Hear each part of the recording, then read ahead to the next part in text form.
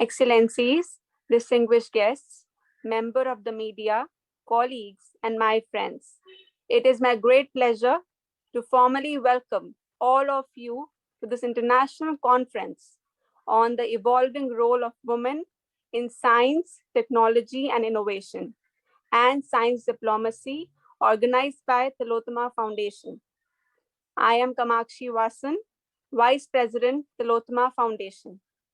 This international conference is being organized in association with the Department of Science and Technology, Government of India.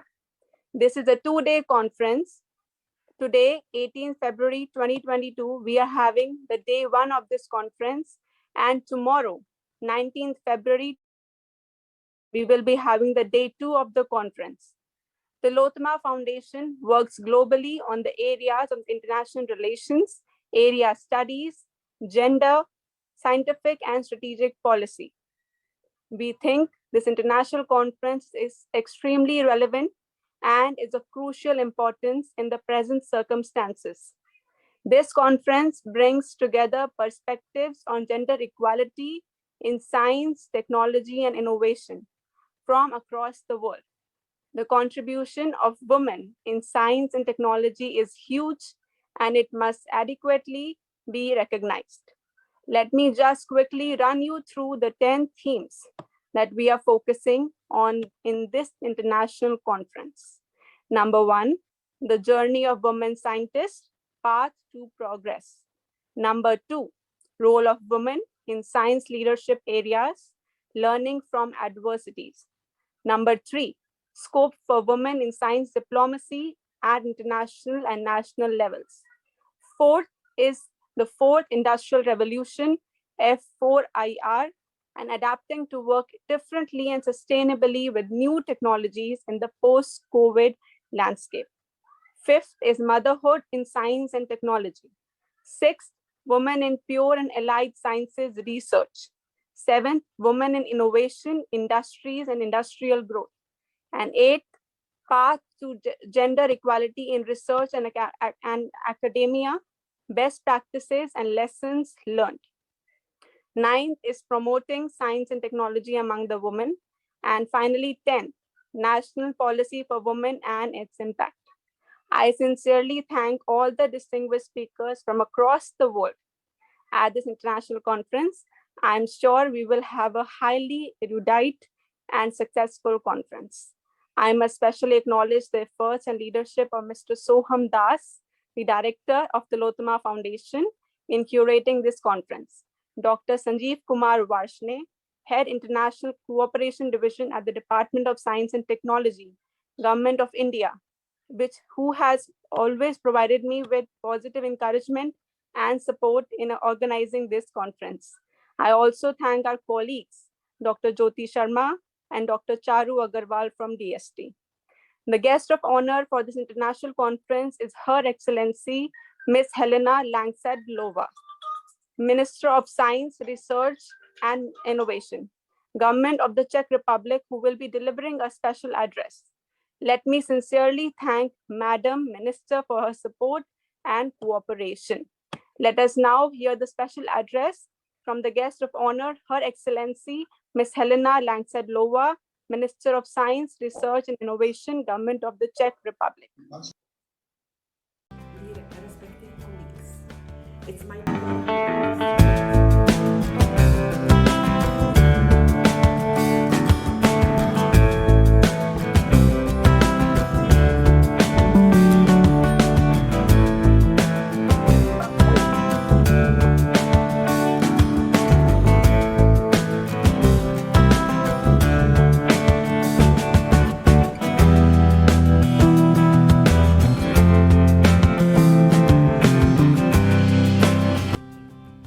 The rising number of female scientists is one of the priorities of my governmental agenda.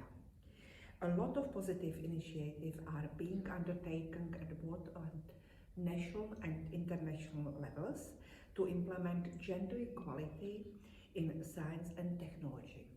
Yet women still face a lot of obstacles as a result of their gender. when it comes to their participation within the science, technology, and innovation institutions. Therefore, we need to continue improving the conditions for women of various talents at the levels of their careers to create a non-discriminatory environment within science institutions and academia. In the current situation, when only 33% of the science researchers worldwide are women, we are not fully using the whole potential of our population. I will keep on underlining the importance of this topic and to want to, within my power, to improve the environment for female scientists, both home and international level. At the moment, my team and I are creating a complex agenda to improve the current status of women in science while monitoring the best practice around the world. Please don't hesitate to contact me for the future exchange of ideas and experience. I very much look forward to our future collaboration.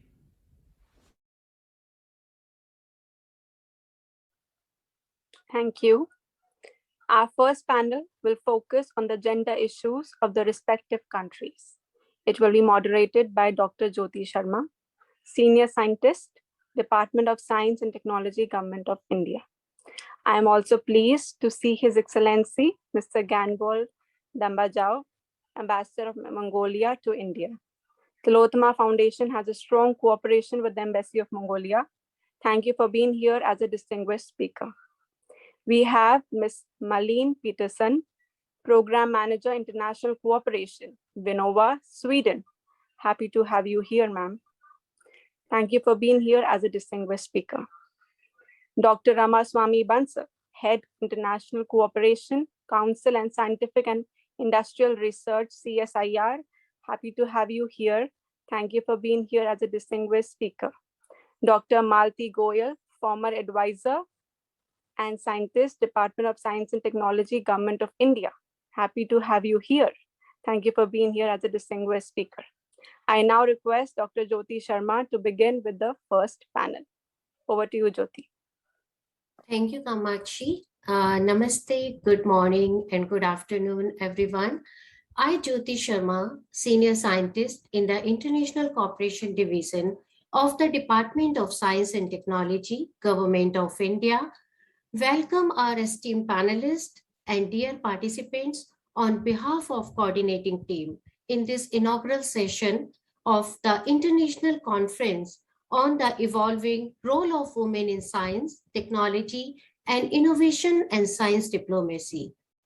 As you all are aware that this conference is organizing by Tillotoma Foundation in association with the Department of Science and Technology. Thank you, team, for taking this initiative and inviting eminent speakers on this significant issue. In this session, we are going to emphasize focus on gender issues of respective countries. There are many eminent experts from different countries who are with us to share their experiences from different perspectives. Before introducing our panelists, I would like to set the theme of today's topic. Why are we going to touch on the importance of science diplomacy with gender issues?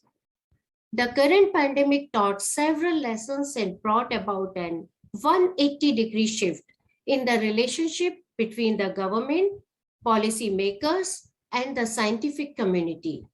The community of the entire world is eagerly hoping that a group of scientists, researchers, and entrepreneurs, despite their country, background, or gender, find a solution for COVID-19.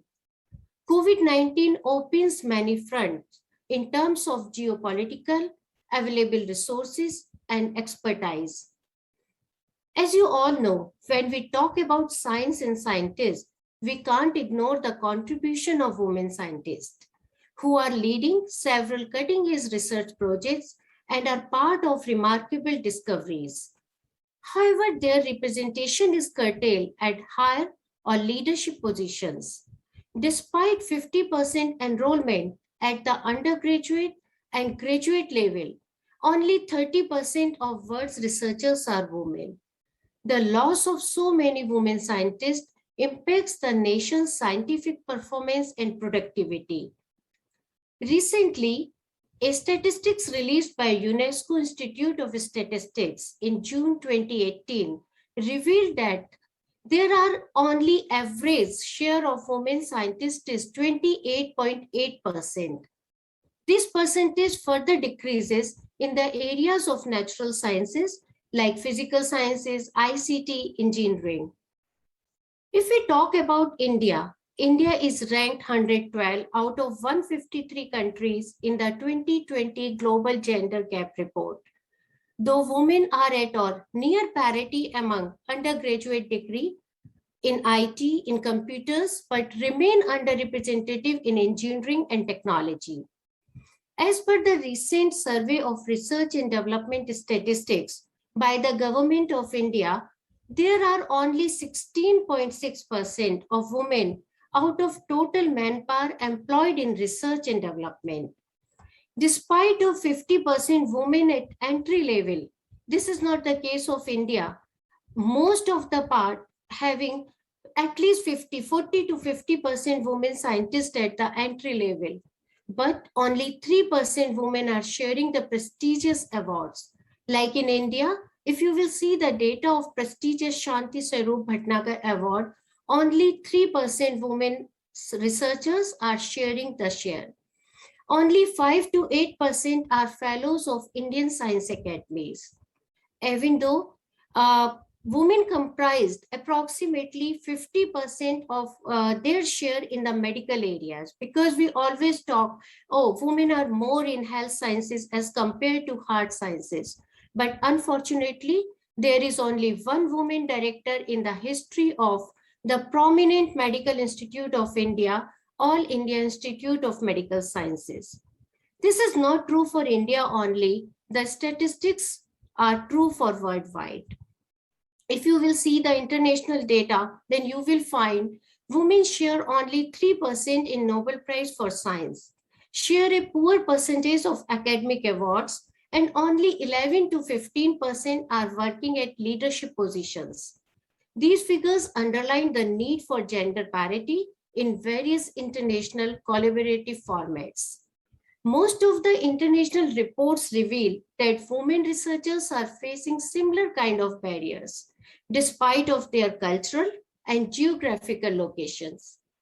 Apart from societal, cultural, motherhood responsibilities, there are so many other factors like stereotype nature of our society, unconscious bias, pay differences, which is very common in European countries, lack of role models, and certain restrictive constellations of family responsibilities. These are the few universal factors which are true for each and every nation. The lower representation of women from most of the countries indicates an urgent need for international collaboration in this area. So why we are talking about role of science diplomacy in it, how science diplomacy can help to address this challenge. Science by its nature facilitates diplomacy because it strengthens political relationship, embodies powerful ethics, and creates opportunities for all. Apart from the successful model of vaccine diplomacy, space diplomacy, climate change, and even now we have very successful examples of mega projects like CERN, LIGO, ITER. Science diplomacy is also playing a significant role in addressing the gender issues. If you will see at the international scenario, there are many programs, many international programs which are implementing through diplomatic channels like L'Oreal, UNESCO, OWSD, Homebound program. These are few. Recently, you must have been heard about the Athena Swan program, which is a very good program. It started in UK and now it's being implementing in Ireland, Australia, and now in India. So there is a need to work together to share the best practices. So today we are here to know the perspective of different countries, what are the challenges of women scientists, and how we can overcome these challenges with the help of science diplomacy.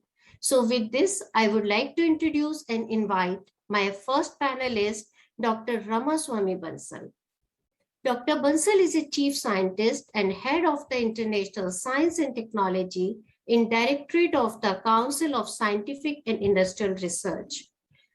She is responsible for the implementation of S&T joint programs with different countries and well aware about the policies of different government.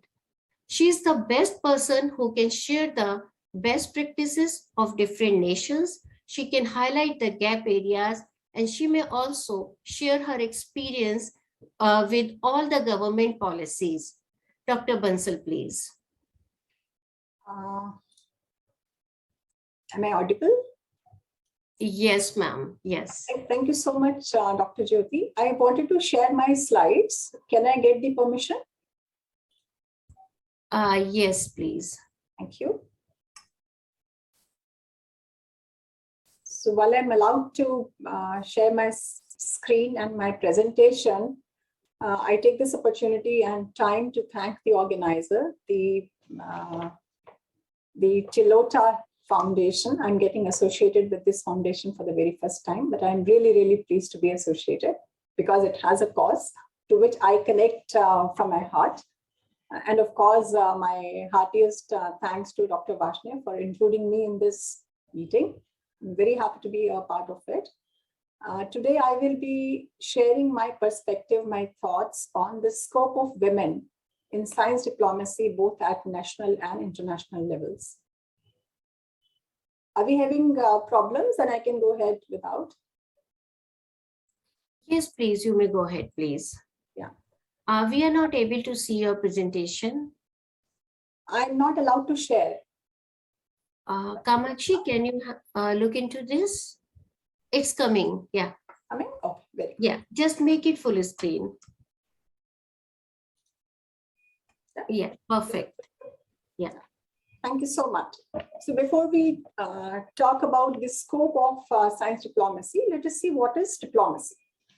So diplomacy is the main instrument of foreign policy, and it plays the key role in achieving foreign policy goals and strategies.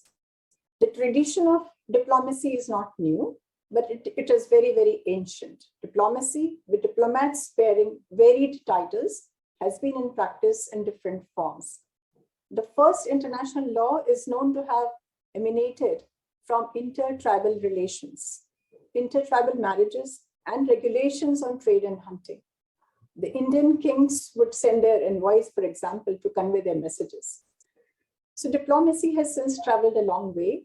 It is now an established method for influencing the decisions and behavior of foreign governments and peoples through dialogue, negotiation, and other measures. It encompasses summit, commission meetings, international conferences, parliamentary diplomacy, etc., etc. And coming to the subject of science diplomacy, although the concept is not very old, but it has also been there since many years now. We all acknowledge that science and technology are a propellant for building a thriving nation. Many of the challenges that the world is facing today, from climate change, food security, energy to poverty reduction, can be addressed effectively only through science, technology, and innovation. No nation alone can achieve this in isolation and needs seamless cooperation among these nations. Science diplomacy is using scientific collaborations among nations to address the global challenges that can be addressed through coordinated scientific efforts and to develop and strengthen fruitful international partnerships. There are many ways that our scientists can get connected for scientific diplomacy. For example, scientific expertise is needed when nations or policymakers get together to negotiate cooperation arrangements on, say, for example, infectious diseases, surveillance, or for example, for fishery management, the global issues, which do not have boundaries. The other example of science diplomacy would be when scientists get together for complex multinational projects or for setting up of mega science infrastructure, needing scientific cooperation of a number of countries that may have been once on the same side or may not have been on the same side in the past. One such example, for example, is CERN, ITER. The nations come together and devise diplomatic agreements on management and financing of such projects. Also, if there have been occasions when political relations between two nations are strained or even broken, the joint research efforts make a way for the dialogue and to build the trust. Science diplomacy has since traveled a long way. We just now, Dr. Jyoti mentioned space diplomacy. We have climate diplomacy, the vaccine diplomacy, energy diplomacy, water diplomacy. So even this is being more and more focused and very effectively utilized. Science diplomacy can be at various levels. Just now, Dr. Jyoti also mentioned. So we have it at national level, which is done through the ministries, departments, and departments, agencies that deal with scientific issues. Then there are at binational level, regional level, and the multilateral level. Please give me 1 second. I'm sorry. And also at the international level, where we have those international organizations such as the UN, WHO, the World Academy of Sciences, OPCW, and of course the mission and the post of the countries abroad. So before we talk about the women in science diplomacy, let us take a look at the scenario of women in the Indian administrative services. So entry to the Indian administrative services is through the UPSC exam, which itself is quite a process. So this picture shows the IAS officers from the 1984, the 2020 batch. If you see in 1984, number of women are, you can just count them on your tips.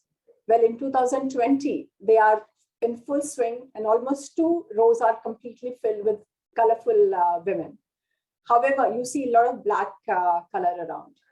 So when we say India has, now we are 50-50 in terms of number. Women are more than the men. However, it doesn't get reflected in the IAS services exams. Not because women are not capable, because there are many kind of problems they face.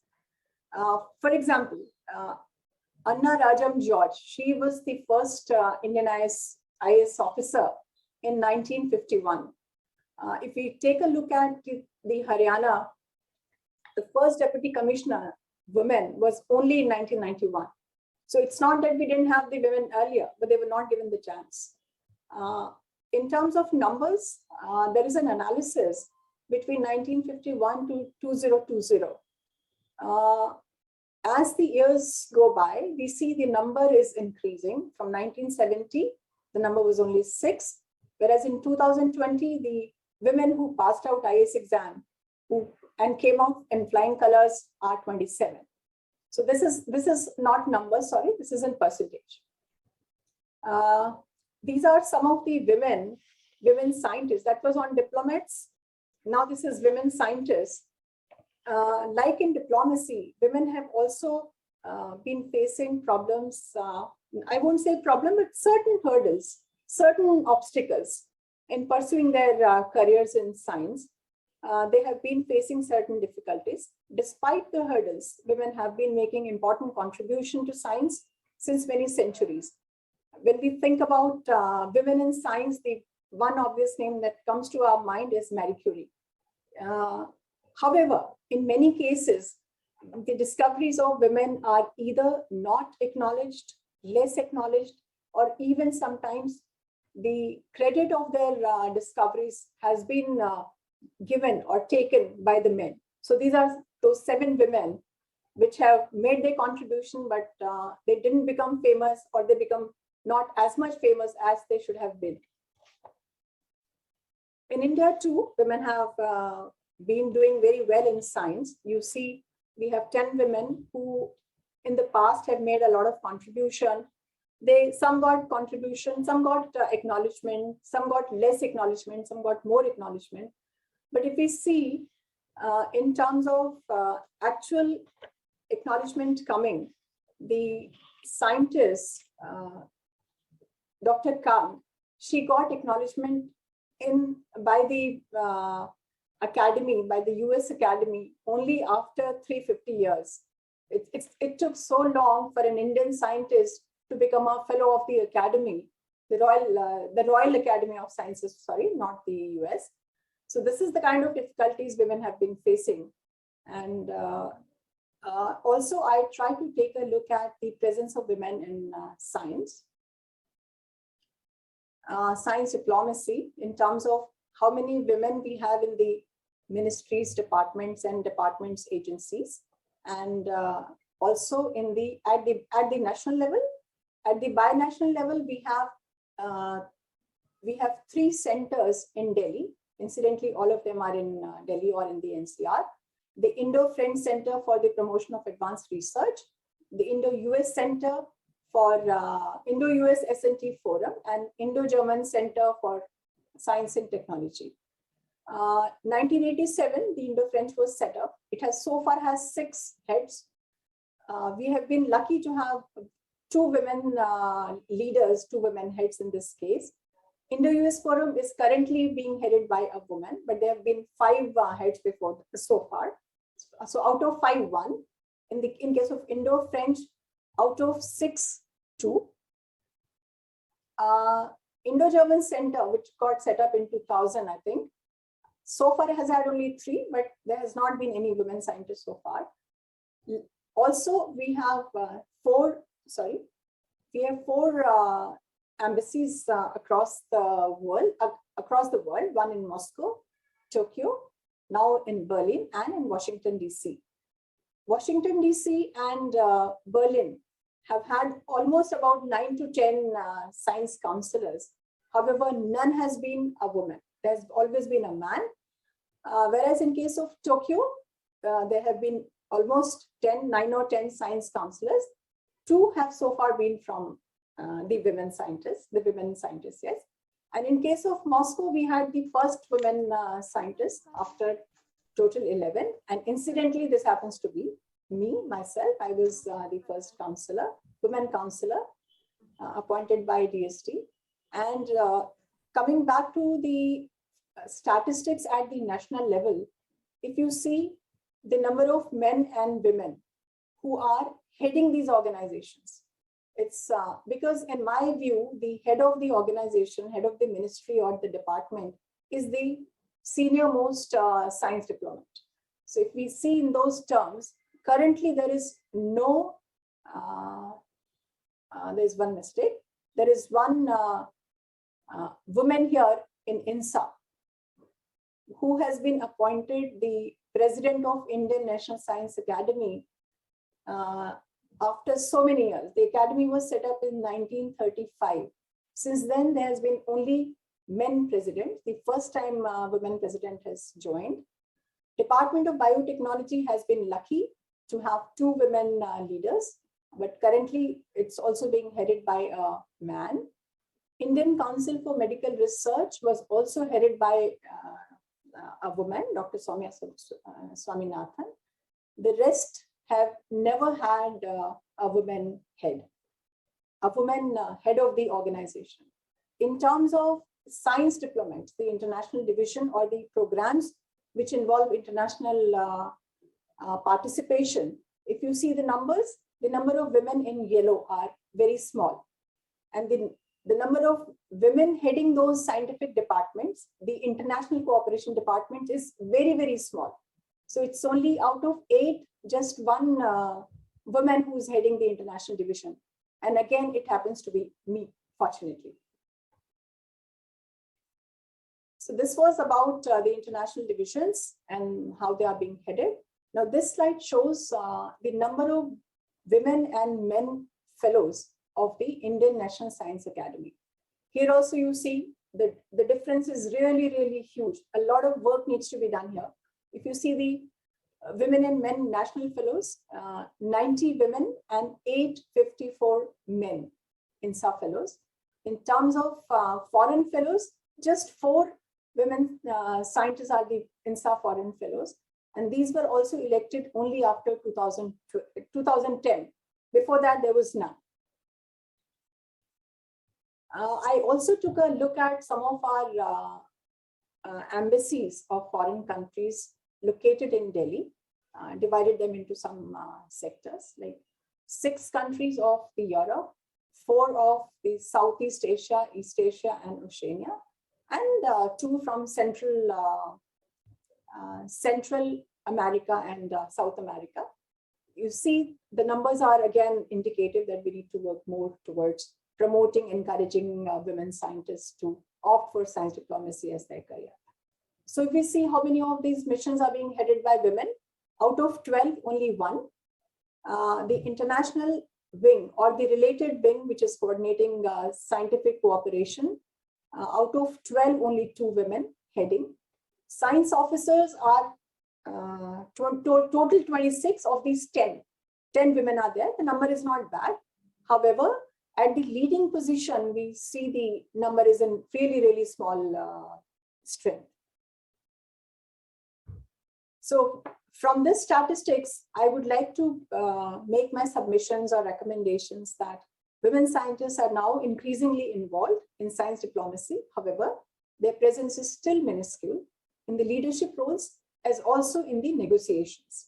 So larger presence is needed, both for the decision-making positions, so that women scientists are now and should be involved in larger number. Also in the negotiation tables. So despite efforts, women are still underrepresented at many negotiations tables. And one submission that all negotiations should actually take place on the negotiation table and not outside. Women science diplomats can effectively contribute towards global challenges through addressing climate change, healthcare, gender equality, child health, and many more subjects that the world is facing today.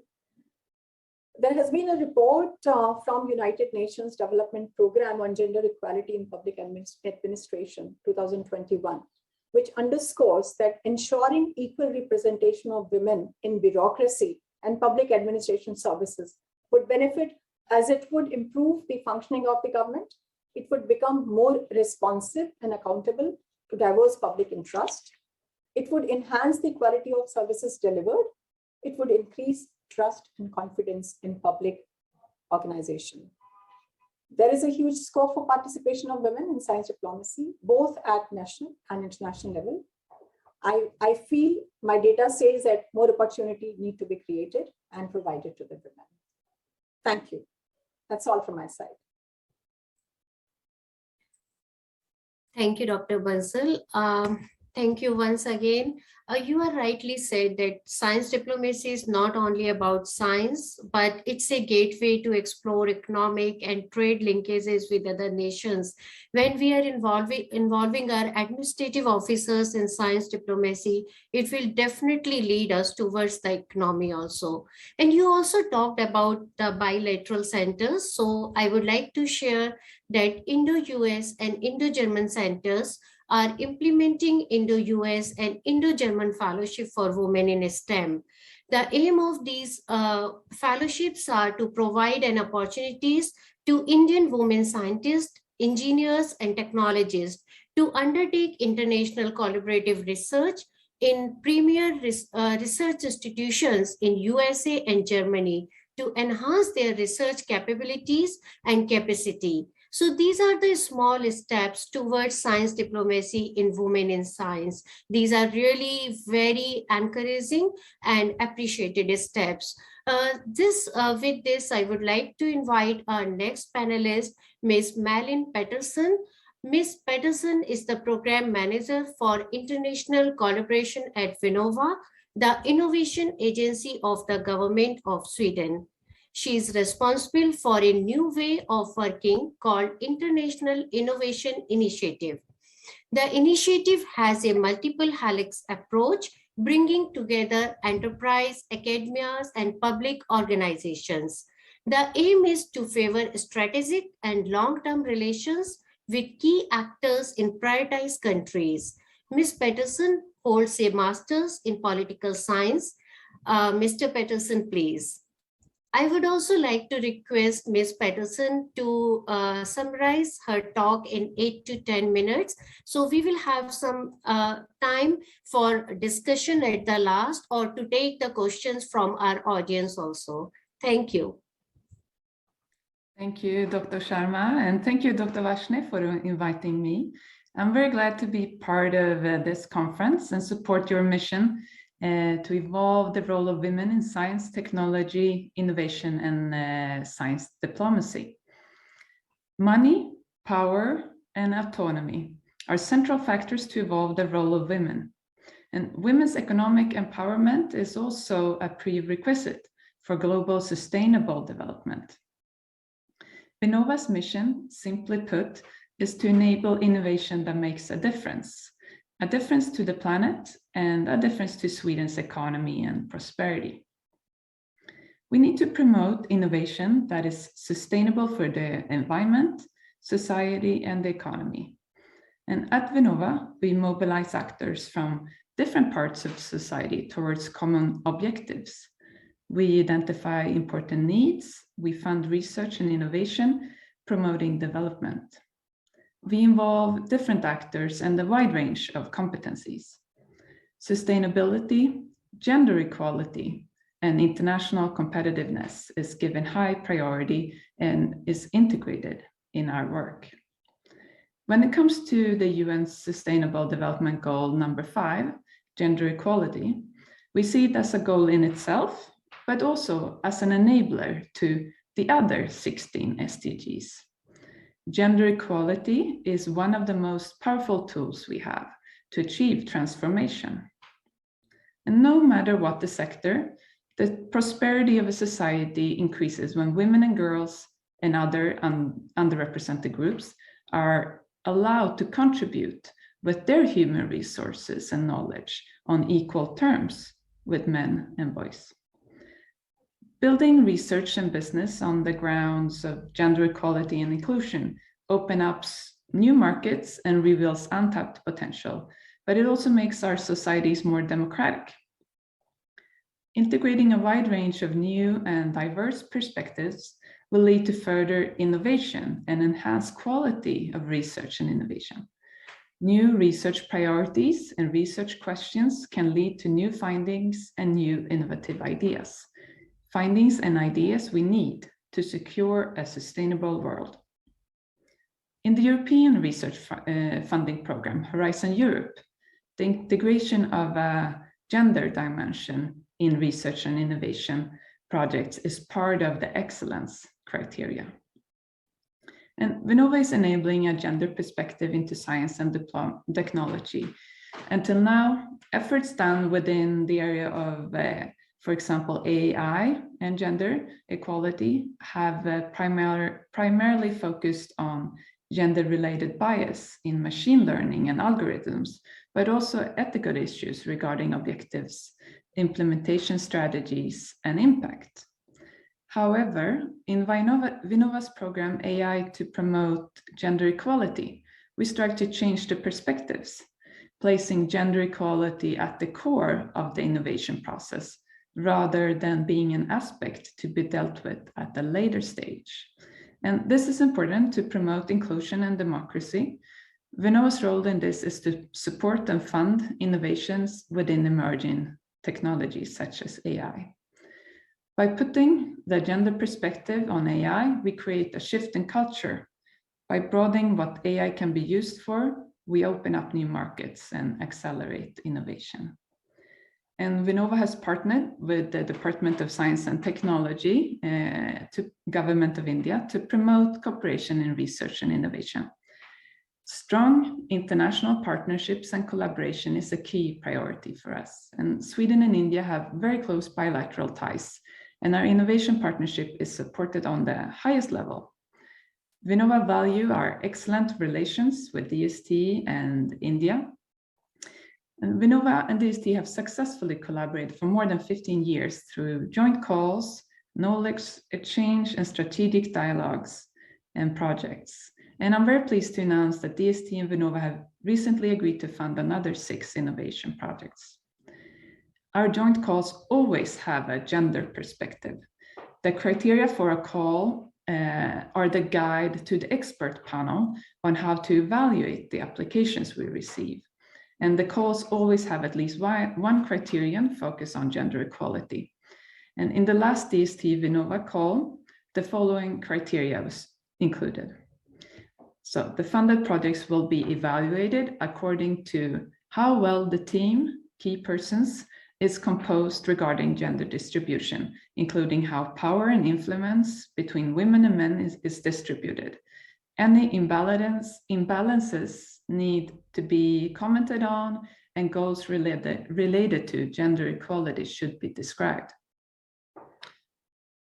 As Sweden's innovation agency, Vinnova promotes innovation that has the potential to contribute to sustainable growth. To generate innovation with the highest feasible impact, it is important to include the entire population. And therefore, Vinnova actively works with the inclusion of all groups in society, welcoming them to participate in innovation processes. In addition, Vinnova also encourages projects to generate results that equally benefit all groups in society. And as mentioned at the outset, gender equality is a prerequisite for sustainable growth. Thus, funded projects by us are expected to contribute to an equal development of society. In our case, it means that both women and men have the opportunity to access funding with equal opportunities and participate in and have influence over the project. Now, the need for us to work together is stronger than ever. The challenges of our time are global and urgent, and we know we must transform our entire society in a short time. Every city, every value chain, the ways we travel, provide welfare, and our consumption patterns must be transformed to lie safely within the planetary boundaries and in a socially sustainable way. So to achieve the SDGs, we need innovation, and in the sense, radically improved technology, business models, and work practices. And we need innovation on a level that brings about transformative change. Achieving this requires us to think and act differently than before. Business as usual is not enough, and we must do it together. So therefore, our efforts and resources for prosperity must be directed towards this necessary transformation. And therefore, our next upcoming Indo-Swedish call, planned to open this spring, will focus on circular economy. Circular economy is essential to society. Reuse, recycling, and remanufacturing is needed for long-term use of materials and other resources. This reduces waste and limits excess extraction of natural resources. Transformation to a circular economy is a global challenge because value chains are global. And a shift from linear to circular economy also means a shift from value chains to value cycles. And this is a complex process for society, which requires changes in almost all sectors. We will favor applications contributing to sustainable development and projects where the efforts of the partners complement each other in achieving a common goal. The participating agencies on the Swedish side is Formas, Forte, the Swedish Research Council, the Swedish Energy Agency, and Vinnova.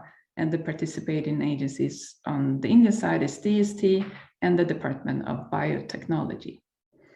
With so many stakeholders coming together, we can provide support for full value chain projects. And I believe collaboration is key to create a better future. The climate crisis is real, and it's time for us to act now. We are all in this together.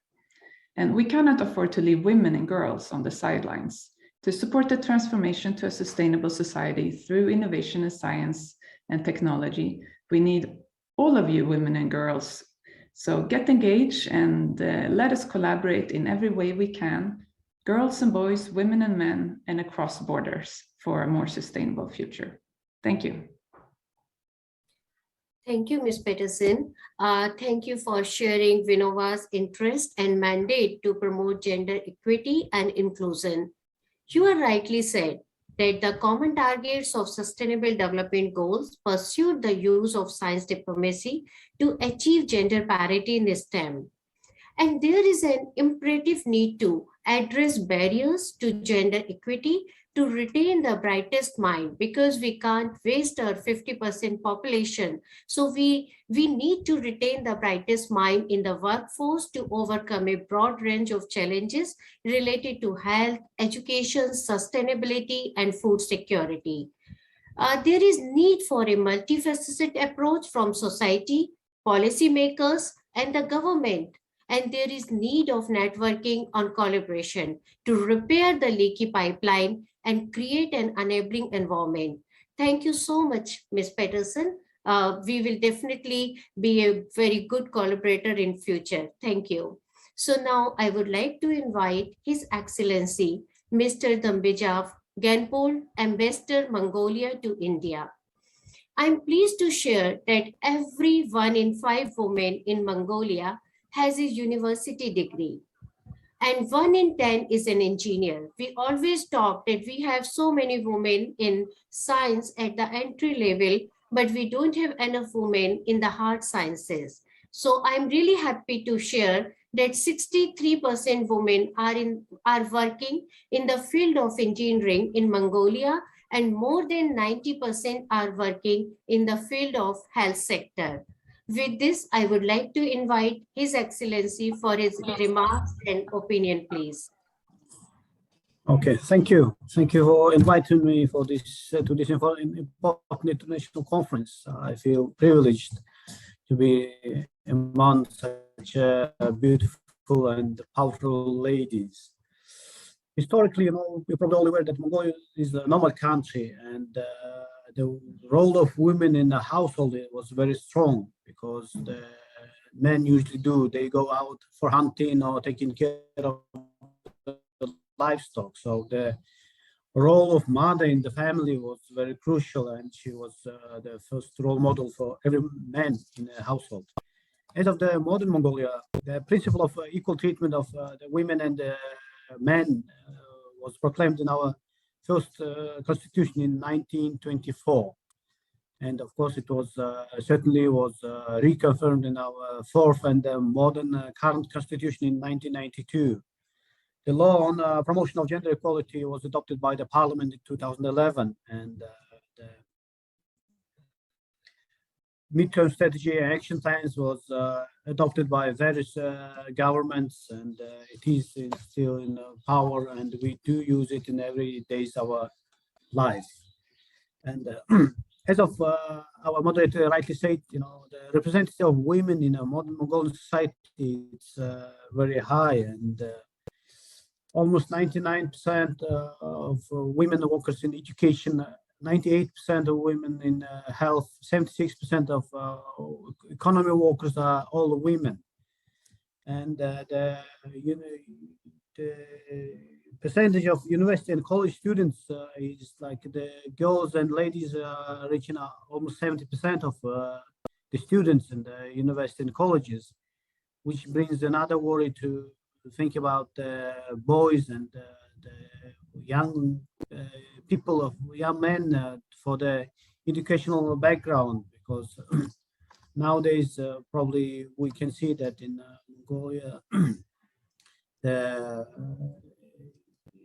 level of representatives of women in certain professions, certain offices are fulfilled by ladies, and most of the young men are not, let's say, good enough for those ladies. So this is one thing to worry about, the gender issue, because when you talk about gender, we should not only consider girls and ladies, young ladies and women, but we also should consider the men, the equal participation of women in the society. So I understand that this is another thing to cover.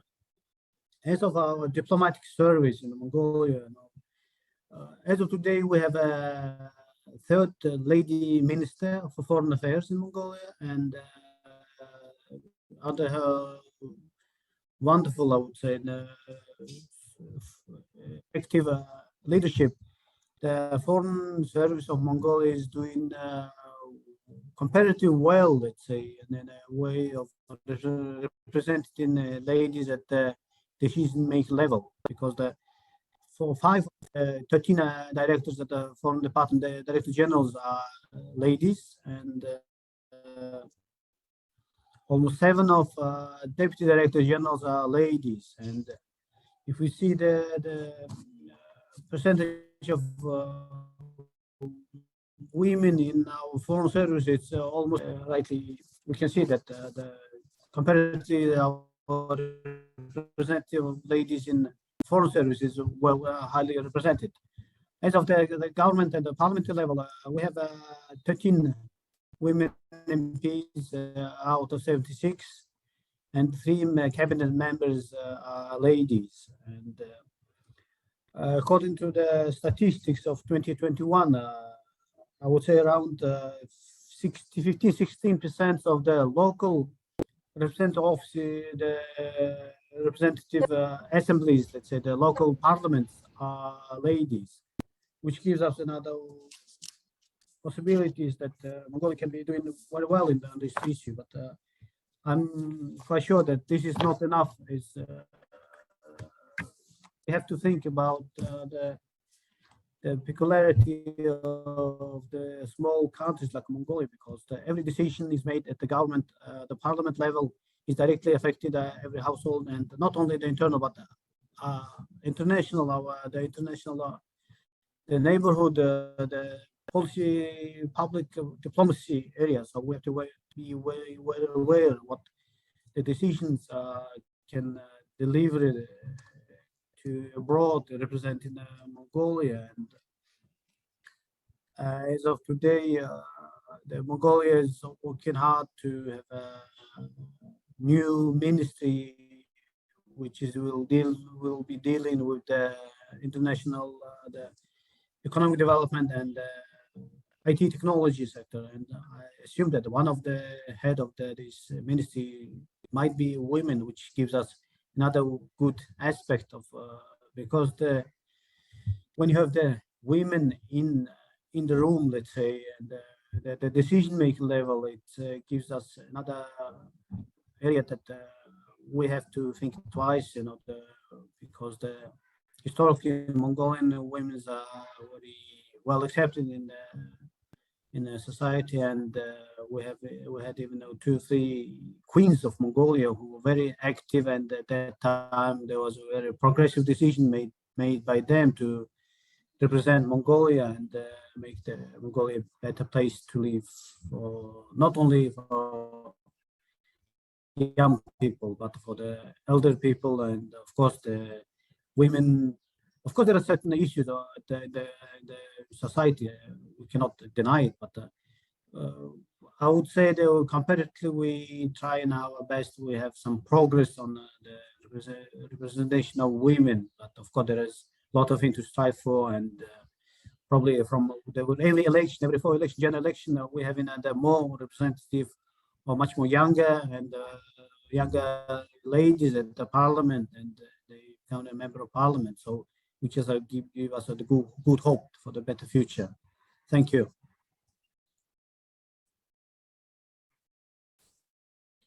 Thank you, Excellency, for sharing the status of women in Mongolia. Lessons may be learned and share the success programs and policies to gather universal data, showcasing role models at the global level, developing vast networking, and understand the psychology of women from different geographical areas and address their common challenges. So we are really delightful to listen the Mongolian status, the women status in Mongolia. And most of you may be surprised to know that Muslim dominating countries like Jordan, Malaysia, Tunisia are having approximate 50% of women in engineering and technical professions. This is the case when only 17% share is there in most of the developed countries. So there are a lot of opportunities to share the best practices and replicate the successful program in different nations. With this, I would like to invite my last but not the least panelist, Dr. Malti Goyal. Dr. Goyal is a former advisor, DST and CSIR emeritus scientist, Dr. Malti did her PhD in state physics from IIT Delhi. So she's from hardcore science, and now she's an expert in the climate change. Dr. Malti Goyal is founder and CEO of the Climate Change Research Society.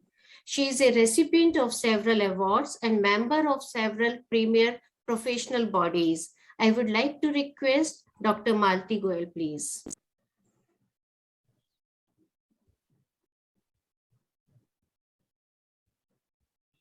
Thank you very much, Dr. Jyoti Sharma ji and Dr. Varshney, for this privilege after I left DST.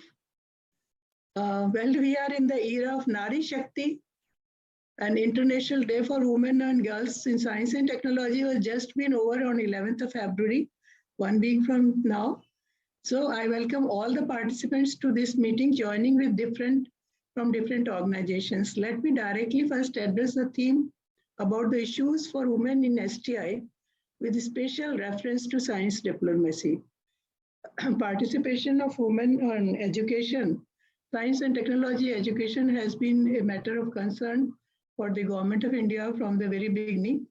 And MHRD has taken several measures, but while working in DST, while I was in DST, I was associated with the manpower studies in SNT in different disciplines like the UGC committee on manpower in atmospheric sciences, and there were similar committees in other departments. In HRD, I had chaired the core group on subgroup on minerals and mines.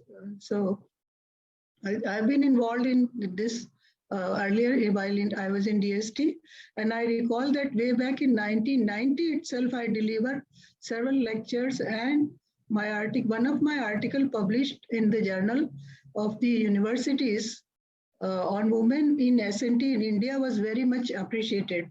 So this is my credentials. Planning Commission approached me after this publication and wanted to reproduce it in their journal Yojna. Planning Commission was to plan for the country, and later it was selected for the book on access and equity in higher education published by the Association of Indian Universities.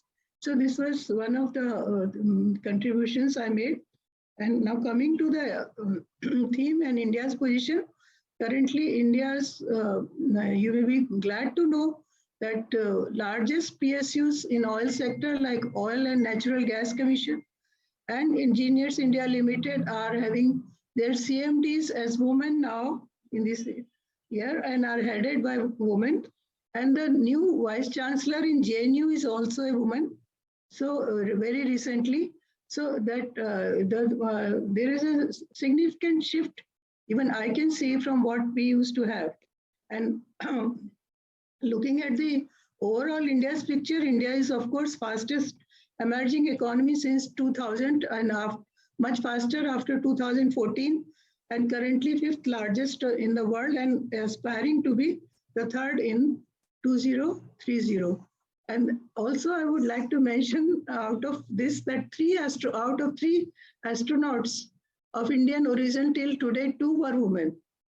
So of course India has about 900 to 1,000 universities and 40,000 colleges, and our growing numbers are growing, and the 14 universities are exclusively for women.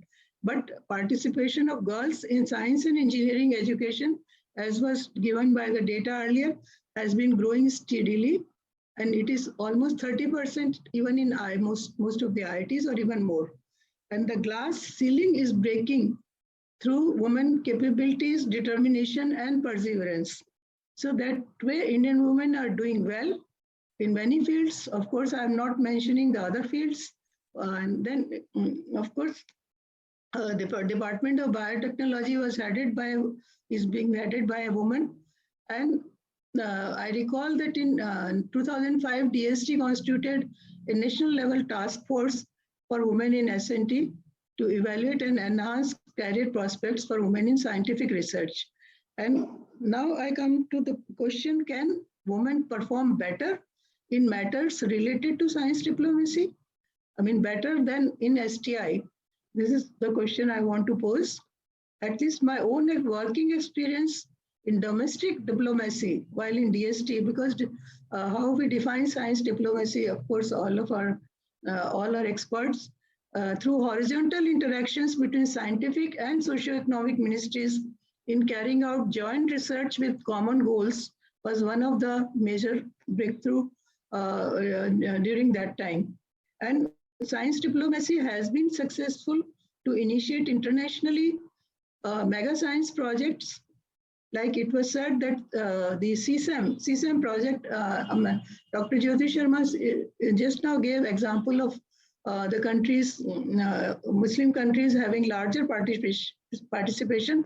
And I've been in Malaysia in 2012 in a workshop which was UNESCO Summit about the women achievers in science and technology or taking decisions.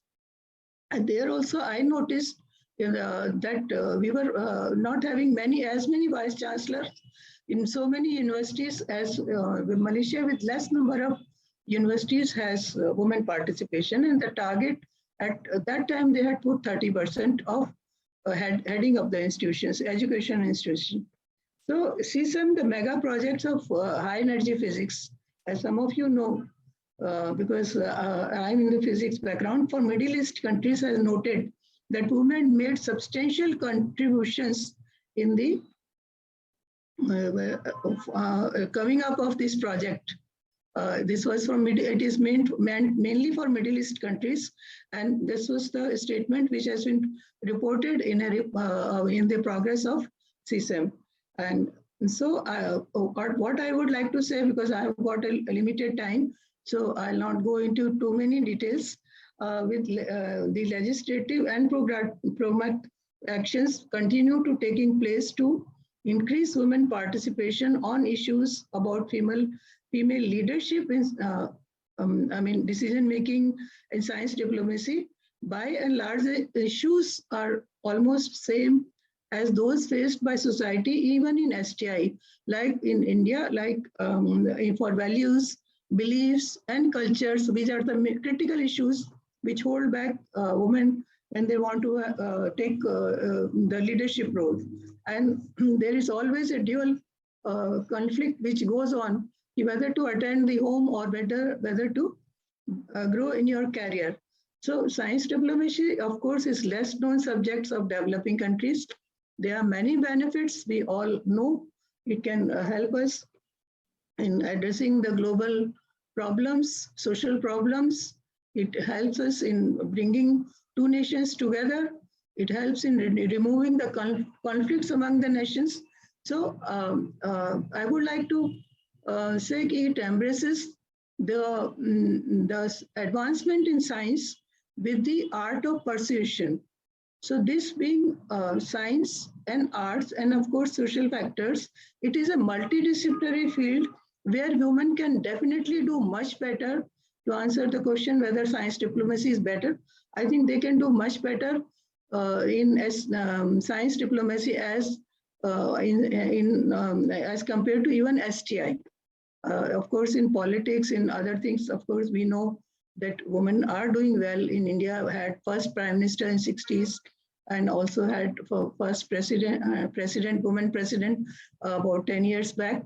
So beside that, India has been having better prospects because it is a multidisciplinary field. And I would like to just share with you a recent published book by Springer. Can I share the screen, ma'am? Dr. Jyoti? Yes, please. Yes. Just one slide.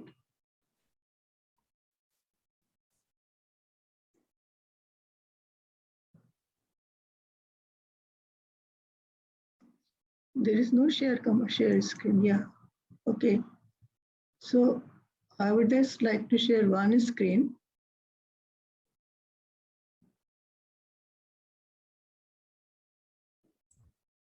Yeah, it's coming, ma'am. Okay.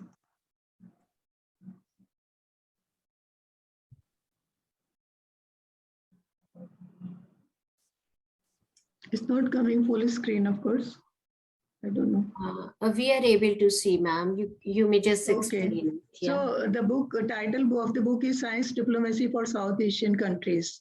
And science diplomacy, as we know, is much less known in the developing countries. Of course, it is now, I see in last 5 years, there has been tremendous progress about the sharing the thoughts, documentation and various literature. But 5 years back when I started on this project, there was no single, very scarce publications about developing countries' perspective on science diplomacy.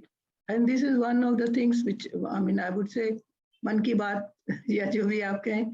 So this is the book which talks about the international experiences in science diplomacy and the procedures involved in pursuing science and diplomacy.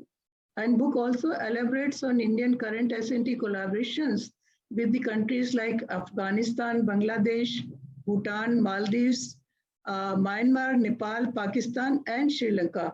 Almost all SAARC countries except Myanmar, which is not. So it discusses the perspective from the South. It also describes many experiments which I conceived, and the role of science diplomacy in addressing the global climate change and sustainable development goals. When these are the two critical issues, and it is proposed additionally that science diplomacy be an important pillar for achieving the SDGs, especially for South Asia. This is one of the things which I would like to mention.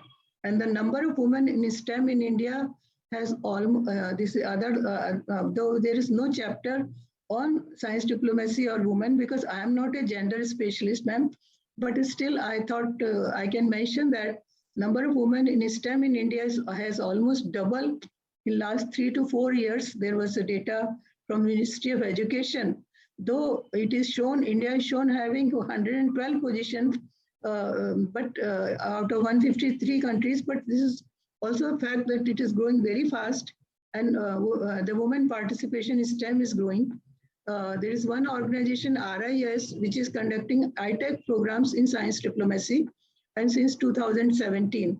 And it was noted that share of women has already increased in these programs, training programs, from less than 50% in 2017 to almost 70%, 75% in 2020. So this is how the women participation is increasing, and especially with the digital online, the numbers are more even reported by the other science diplomacy programs in Europe and other countries. So yes, but I would agree with you that we need more focused action, like many programs, like especially European Union has set up high-level groups on a strategic forum for international S&T cooperation, or a Horizon 2020 project on global action, and many others. So I think we need to take some action in that direction also, and to increase the participation. And DST has been doing wonderfully. DST signed an agreement with TOAS in 2014, and lots of training and publications are now coming out. So I'm very happy that you have taken this initiative. And thank you very much, ma'am and Dr. Varshney, sir. Thank you. Thank you. Thank you so much, ma'am. You are rightly I think I mentioned. have not taken much time. And no, it's fine. We are just concluding this session in a minute. You are rightly mentioned that we are growing. There are lots of national and international programs formulated and implemented for women in science. DST structured a dedicated division called Kiran for women scientists and promoting schemes for women scientists who had break in their career. However, there is need to promote women at the leadership level so we can utilize their full capacity and capabilities. And thank you for highlighting the significance of South-South cooperation, which is becoming very important after this current pandemic. So your both points were really valid, ma'am.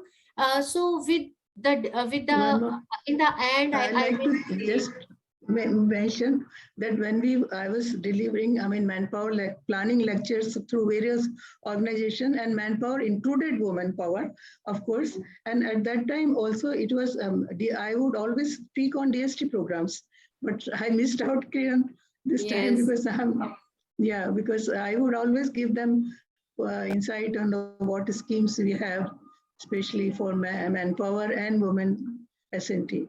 So Thank thank you. you. I can assure my all the panelists, speakers, and my attendees that international scientific cooperation will have mutual benefits to all partners in terms of complementary research, time, capabilities, resources, and resulting in impactful research outcome that may not be achieved individually. So every nation should realize the need to collaborate and work together by sharing responsibilities, work modules, best practices to gain faster and fruitful results. With this, there is progress in terms of gender equality, but it is slow. And we have to go a long way to achieve the full equality. Thank you very much. Now I will hand over this mic to Kamachi for the next session. Thank you all. Thank you very much. Thank you, Dr. Jyoti, for efficiently moderating the first panel on the gender issues of the respective countries. We had an excellent discussion. I want to deeply thank Ms. Malin Peterson, Dr. Rama Bansal, Dr. Malti Goyal, Higher Excellency Ganbol Dambajav for their insightful discussion, insightful talk. It was really empowering. And now we'll begin with our next panel.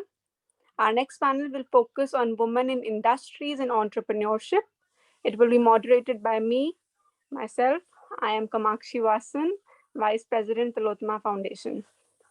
I would now request Dr. Anita Gupta, Head, National Science and Technology Entrepreneurship, Development Board, Department of Science and Technology, Government of India, to start with her speech. Over to you, Dr. Gupta. Thank you, and very good evening to one and all.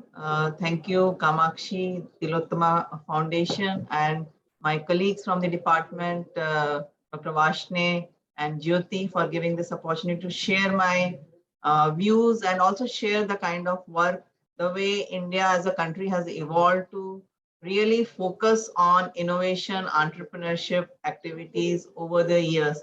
So needless to say, innovation, entrepreneurship are the two pillars to nation's socioeconomic development.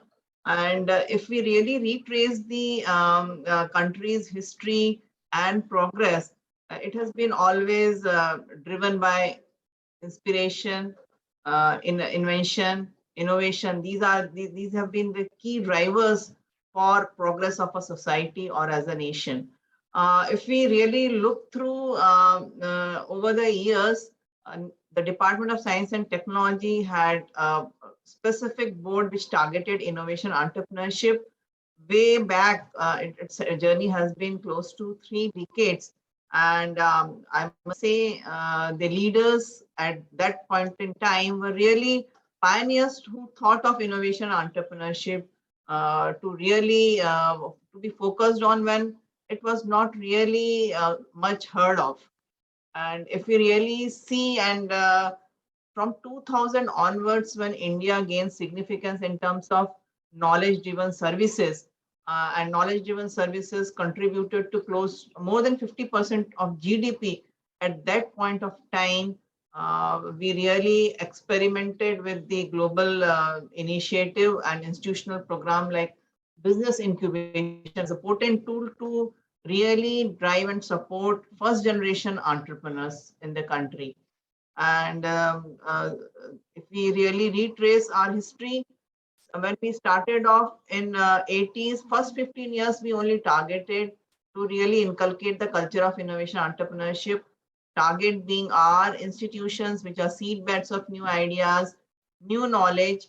And with that experiment, we had set up close to 50 science and technology entrepreneurs park till 2000, when India gained prominence and significance through services part.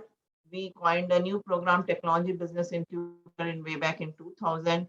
And till 15 years, we could scale up our initiatives. We had close to 75 incubators hosted at various premium institutions across the country. But the share of women entrepreneurship was very low, in single digits at that point in time. But as you know, there has been a significant change in the landscape of as far as innovation entrepreneurship goes, and credit goes to our honorable PM, who thought of innovators and entrepreneurs and the startups as the new catalyst of change, bringing disruptions, solving variety of problems which India, as a country of billion people with million of problems are facing. So that has been a really watershed movement for a country to drive the entrepreneurship spirit across the country.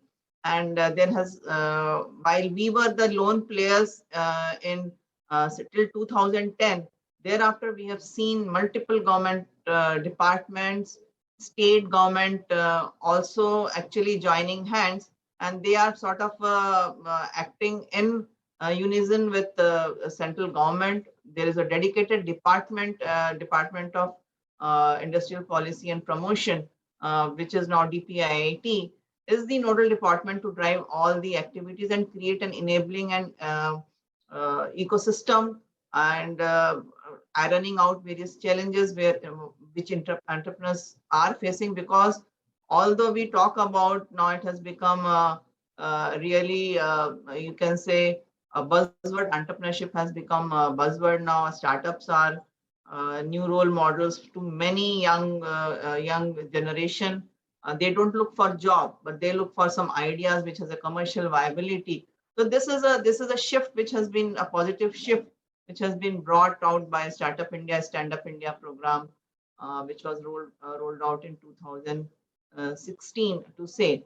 So let me tell you, our speed and scale has also enhanced with this program. We rolled out and carved out a new program, Nidhi, which stands for National Initiative of Developing and Harnessing Innovations. This has really actually scanned the entire innovation to market proposition value chain. And we have tried to bridge the various pain points which any ideator would face in his or her journey to be a successful entrepreneur. And if we really analyze as we speak today, we have 165 incubators, close to 4,000 entrepreneurs, which we have nurtured. But when it comes to women, as far as the data which goes for India as a country, there are 14% women startups, founders, or businesses led by women entrepreneurs. And the same goes with our kind of initiative. Out of our incubated startups, it stands close to 12%, which are women-led startups are being incubated. We had some dedicated programs in last 5-6 years in collaboration with some private players like anitaborg.org. Also some of our incubators which are dedicated, which are focusing on dedicated programs to accelerate the journey of women entrepreneurs. That is the Zone Startup in Bombay. They have a very flagship program, Empower, for supporting women entrepreneurs. And also IIT Delhi incubator with V Foundation conducts a V program. So these are some of the at national level, they have really gained a lot of recognition and traction. Because the kind of mentorship they offer as a part of this program goes a long way in building not only the confidence, but also enhancing their readiness to raise funding and investment, and also testing their product out there in the market. One use case I could really share with you, if anyone had watched the Beating the Retreat ceremony this year, there was a drone show, 1,000 drone show, which was put up as a part, and it was that particular startup, Botlab Dynamics, is led by one of the women founder, Sarita Sehlawat. So what I mean to say is that there is no domain where we don't find women, although their numbers are few, but like the kind of they are making a mark, they are making their presence felt, spans from not only agri-tech or biotech or medtech or healthcare, but it spans over wide domains of area. It's cybersecurity, I have an example. If you see high-end telecom, wireless, I have an example. So there are multiple domains where women are actually leading and marching. Only thing is that as for the percentage of women entrepreneurs in terms of raising external funding through angel and VCs, which has become a new hallmark of or indicator of success, because the valuation, if one crosses valuation to a $1 billion, they are known as, they are part of the unicorn club. And India, despite being hit by COVID as the other countries, we see a remarkable churning out of unicorns from the country. And thanks to digitization, thanks to the penetration of technology, internet, and smartphones, it has really changed the course of the way services are being offered. Fintech startups, also led by women, are also making a really dent in the market. E-commerce aggregators. So you name, we find, and not to mention that, like the way startups have become household name. You must have watched Shark Tank India, and this was actually being discussed in dining tables while having dinners and all. So the way startups have really filled the space all over the country, and now young population, be it men or women, are thinking seriously about not only and not for opting a regular job, whether it's a campus placement. They are really looking for a new idea, which is a business opportunity, which could have customers in place. And as a part of our Nidhi program, we have also analyzed the women entrepreneurs are really making a dent in the market. And not only are incubator managers, top CEOs are also 20% are women. So that's a really welcome sign, welcome change. And I think as we move forward, we will have, although because of COVID, our public-private partnership on women had taken a hit, but I think as the now situation is really improving, COVID is bit waning out, and we will see much more focus on through our programs for propelling women entrepreneurship in the country. And future, as I said, India has a lot of focus on propelling women entrepreneurship in general, and women will find a prominent place as we go along. So it's only the question of how do we really instill the confidence, motivation, and inspiration through a class of new role models that needs to be shared, because that will have a really a good you can say encouragement and inspiration, and we need to really promote them and bring them to the such kind of platforms.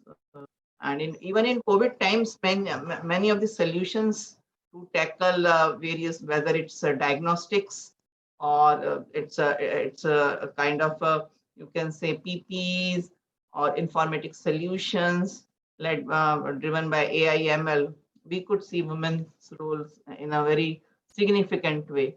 So I think it holds a lot of promise and potential as we move along. So thank you. Thank you, Dr. Anita Gupta, and for your speech. You highlighted a number of important aspects. Thank you for focusing on the startups, and you also focus on the evolvement of entrepreneurship, like how the idea has evolved through years, and also the role of the government, the role of the state government, how they have been very helpful, and what new programs like Nidhi, you mentioned Nidhi, and the role of DPIT, and also many other programs like Empower. And it was really nice to hear about the number that there are many women out there who are being in this field of entrepreneurship, whether it is in biotech, whether it is in e-commerce, you just name it, and women are there, and gradually they are taking their place. And also now as the youngsters, the young women, the young people, they are more overly getting into the idea of entrepreneurship, and instead of going to other fields, they are thinking of getting into startups. Thinking of getting into entrepreneurship. So I think that was very nice to hear. Thank you so much. And yeah, thank you. Uh, and now I would welcome Ms. Isabella Periotto, Counselor, Cultural Affairs, Embassy of Italy in India, New Delhi. Welcome, Isabella. Over to you.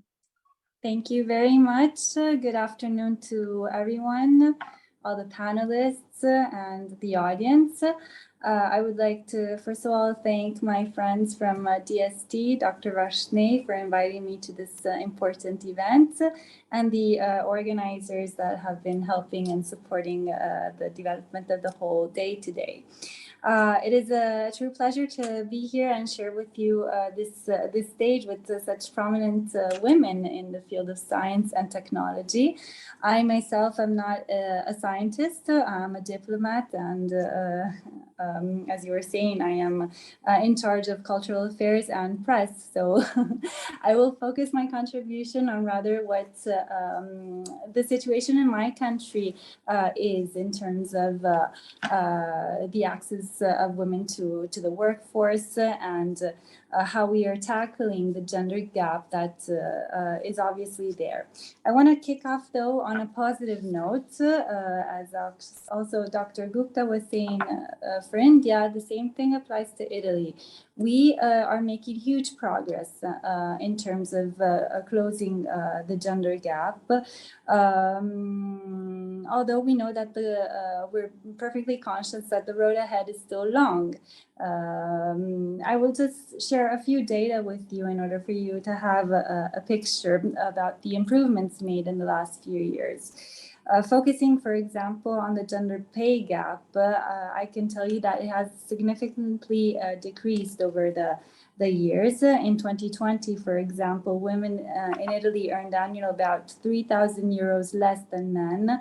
Now that figure has gone down significantly. We're about to 2,300 euros.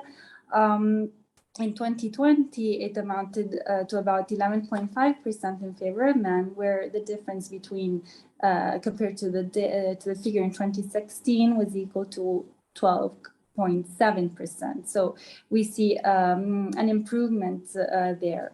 Also, improvement has been recorded in the Gender Equality Index under certain fields. One in particular, which makes me very happy, is the access of women to the decision-making process in the economic sector. There has been, over the last few years, since 2014, a significant increase of women in high-role position, management positions, and in the boards of important companies.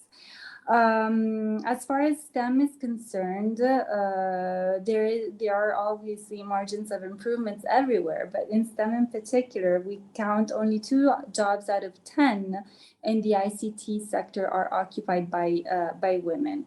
And in Italy, only 19% of women hold a scientific college degree in science, math, or technology.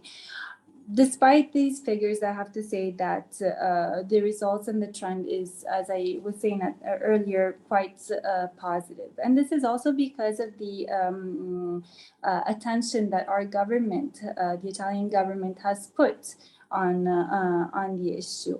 To give you an example, as you probably know, Italy held the presidency of the G20 in 2021, and for the very first time, it hosted a conference on gender equality, which obviously was a true innovation in the panorama of the G20 conferences, and is a testimony on how we cherish and we attribute extreme importance to the issue.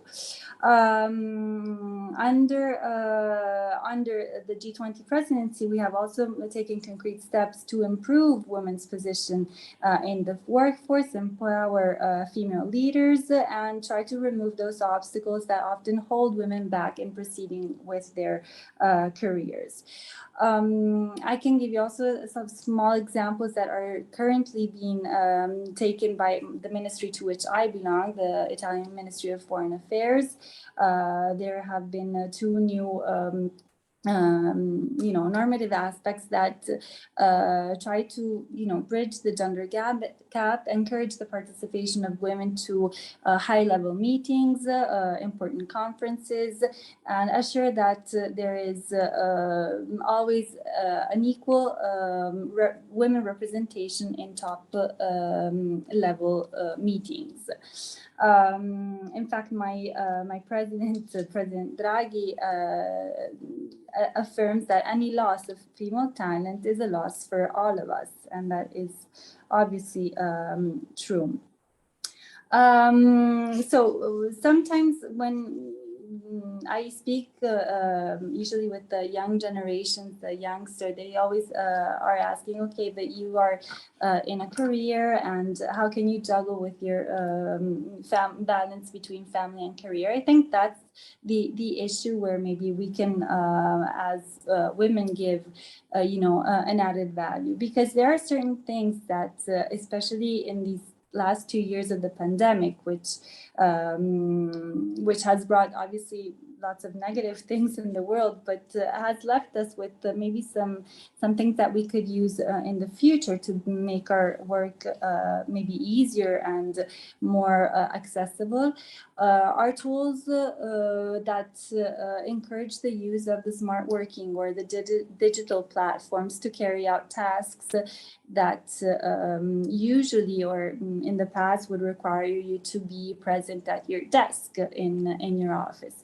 Using smart working and some sort of flexibility in your working hours obviously allows you to manage your time more wisely during the day and make more room for your family aspects. These are little things that maybe we can learn from these years of pandemic, and that we can encourage using in the time ahead in order to assure that women can take care both of their family, but also proceed in their careers. The pandemic also boosted this whole digital arena, and this is to reconnect myself with what Dr. Gupta was saying earlier. There has been a flourishing of startups and new innovative tools and digital tools where women have really demonstrated a pragmatic and a leadership. There are in Italy, especially, a certain number of startups that have flourished in the last few years that are women-led. That focus especially on the digitalization of life in general.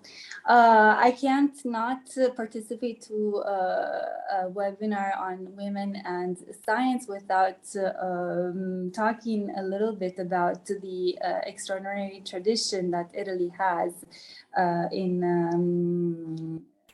in this field.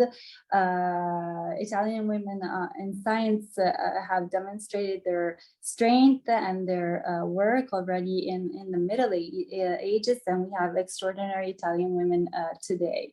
I will just name the ones that I have more at heart.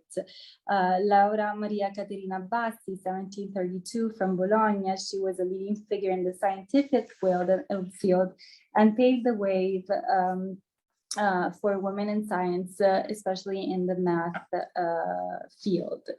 Maria Agnesi was another female academic, and she was actually the first one to write the math book in Italy. In the 20th century, more recently, as you know, most women were still expected to follow the traditional role of wife and mother, but yet we have Rita Levi di Montalcini that was no exception. But her duties as a family mother and wife did not impede her to win the Nobel Prize in Medicine in 1986. Another very important woman, and we're talking about the current president of the CERN, the European Organization for Nuclear Research, is Italian, and her name is Fabiola Giannotti. Astronauts, we have Samantha Cristoforetti, who is the first Italian astronaut to be part of the European Space Agency, and she holds the record for the longest uninterrupted space flight by a European astronaut, 199 days. So I'd like to close just by looking up to these wonderful women and that inspire me, but also send the message to the young generations to continue to be inspired by role models, be them in a more contemporary scenario or someone that comes from the Middle Ages. But we really have to raise awareness in these girls that the possibility is there to engage in a great career, and we have nothing less than our male colleagues, and we can really give an added value to the community and society as a whole. Thank you very much, and I wish you a wonderful conference ahead. Thank you, Isabella. You highlighted the issues of women in science and technology in Italy, as well as at multilateral levels. You also mentioned the positive efforts that have been made by Italy for removing obstacles for women in science and technology and to bridge the gender gap, basically. We definitely need to ensure greater representation of women in science and technology, as well as in leadership.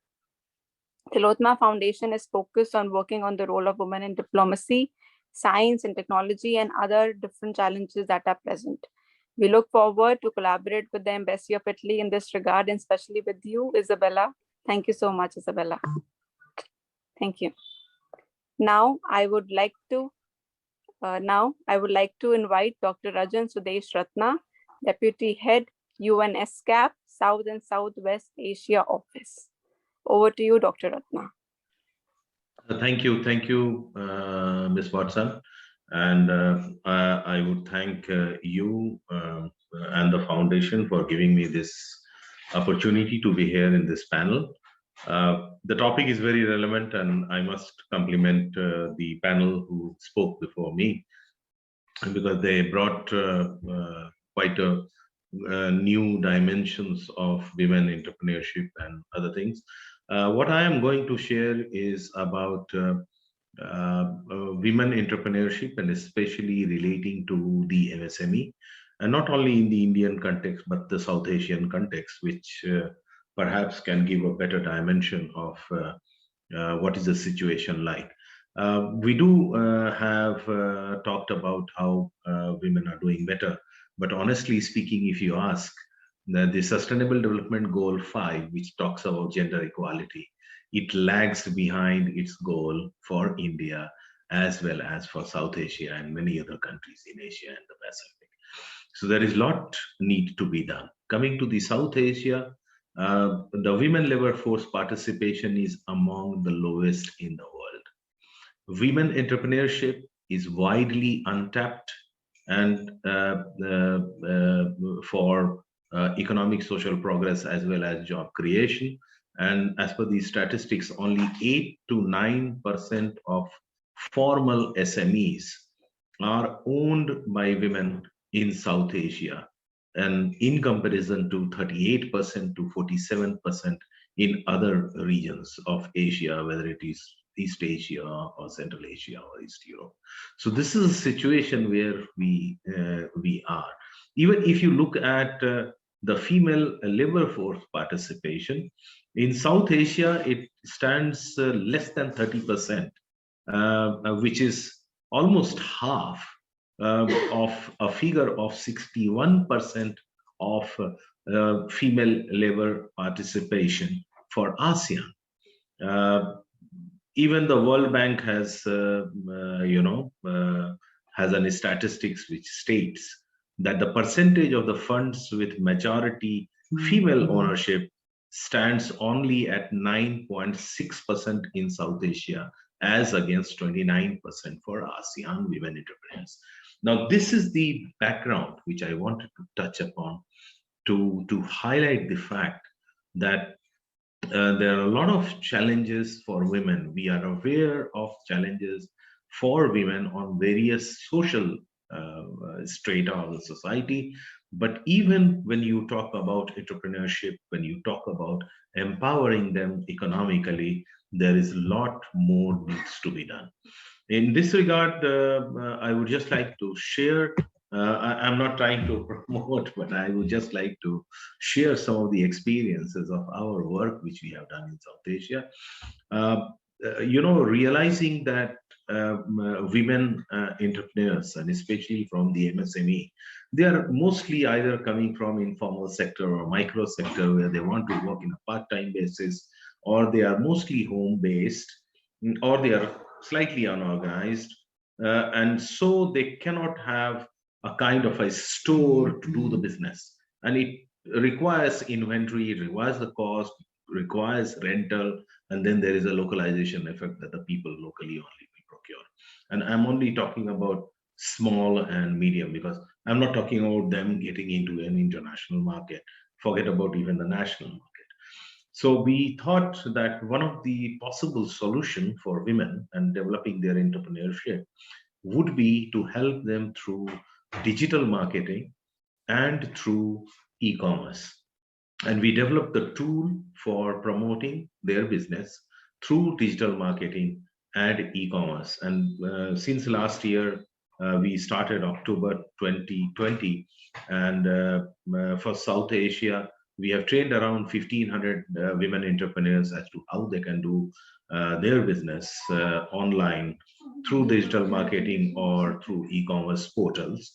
And we have developed a training portal for the e-commerce where around 350 women entrepreneurs from South Asia, of which more than 150 belong to India, and all from the rural places. So you go down south, you go to PR, you go to Orissa. These are the women who are connected with that, and we hooked them to them.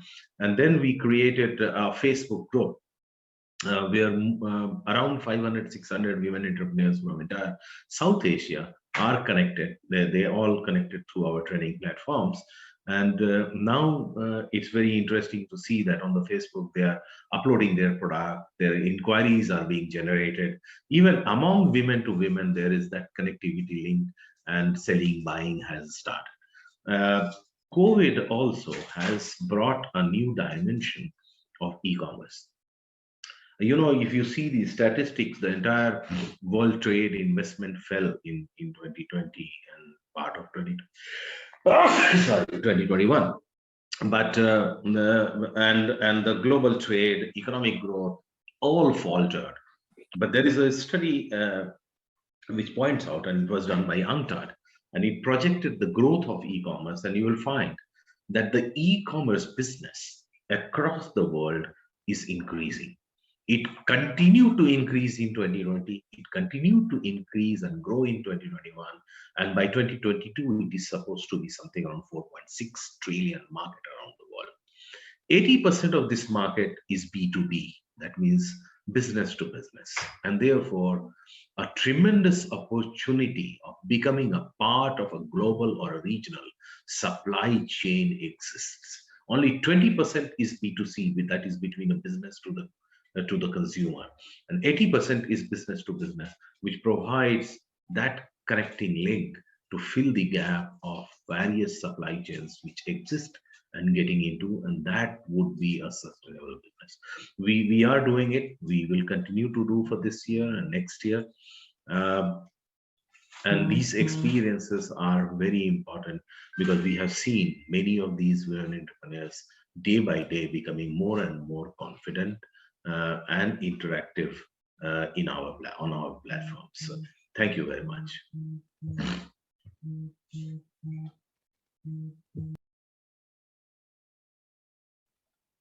Thank you, Dr. Ratna, for your speech.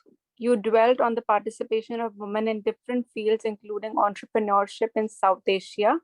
You focused on the economic empowerment of women through entrepreneurship, as well as the major procedural and logistical challenges faced. And also, you also mentioned the good work done by the UN SCAP in this regard in India and South Asia.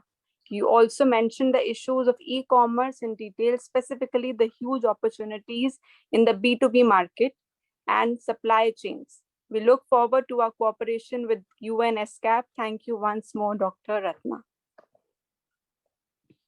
Now, I would like to request Professor Deepshika Chakravarti, Professor, Department of Microbiology and Cell Biology, Indian Institute of Science, Bangalore. Over to you, Professor Chakravarti. Thank you, Kamakshi. It was such an amazing invitation when you have actually invited me. I didn't know about the Tillotoma Foundation, and then when I read, I was really overwhelmed and the wonderful work that you have been doing. I have been associated with DST for quite some time now in their women programs, and many of the programs that actually had nurtured the women scientists. So what I would do, Kamakshi, is, I'm a microbiologist by training. My passion is teaching and spreading the microbiology throughout the country. I would like to share the slides and just take you to what I feel about the women industry and entrepreneurship. So kindly allow me to do so.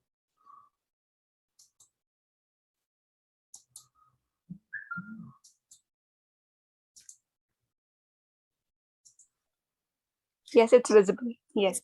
I will just put it on the slideshow mode. 1 minute.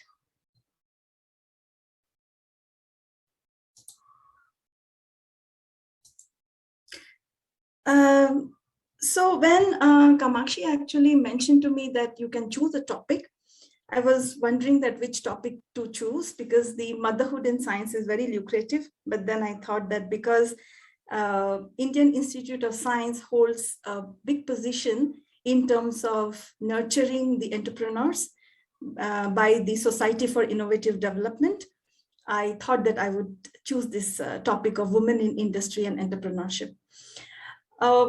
As far as the woman word is concerned, yes, I am myself a woman. And when we see everywhere, including my own department, where we are just very few women professors in the Department of Microbiology and Cell Biology, and far more fewer when it comes to the entrepreneurship on campus.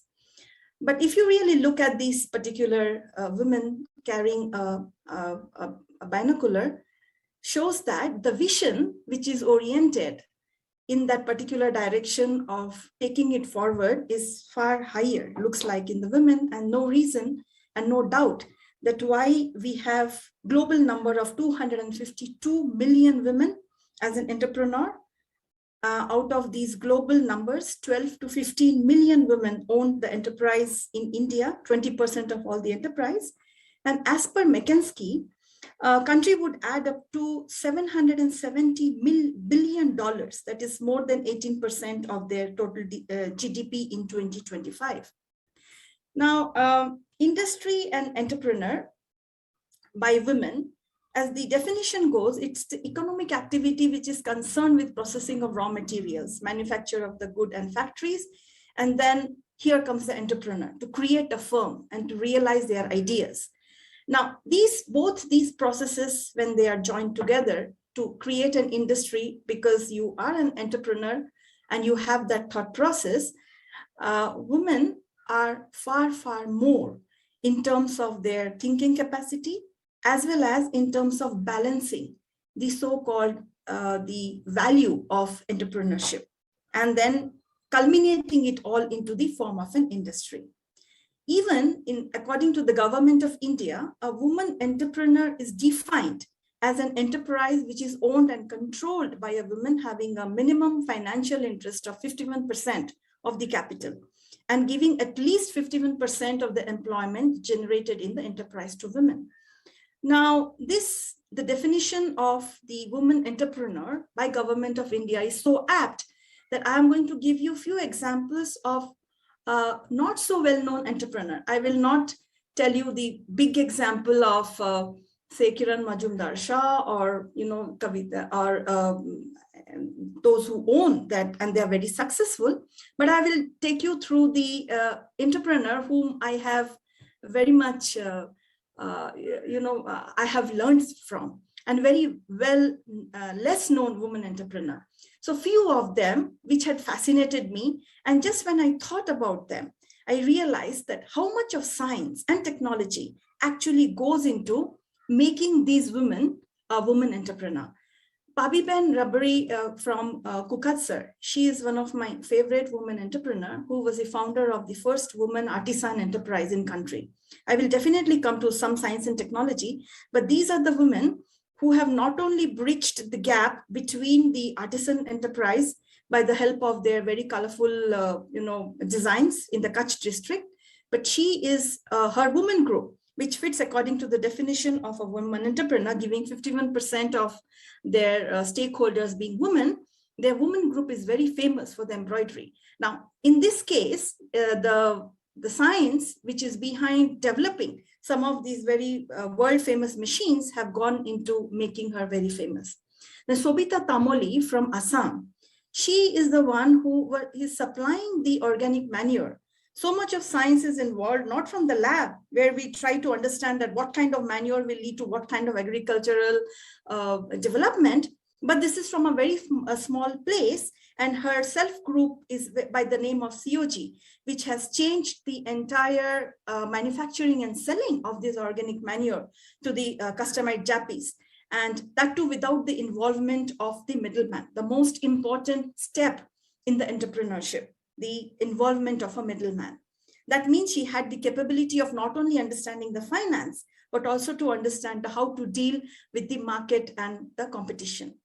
Hemlata Anamalai is from Coimbatore. She is an example of this, the owner of the Empire Electric, who had actually invaded a male-dominated market of e-cycles, e-scooters, e-trolleys, and her entire Empire Electric is now, in fact, at the talk of the town, which had given a tough competition to the other e-scooters.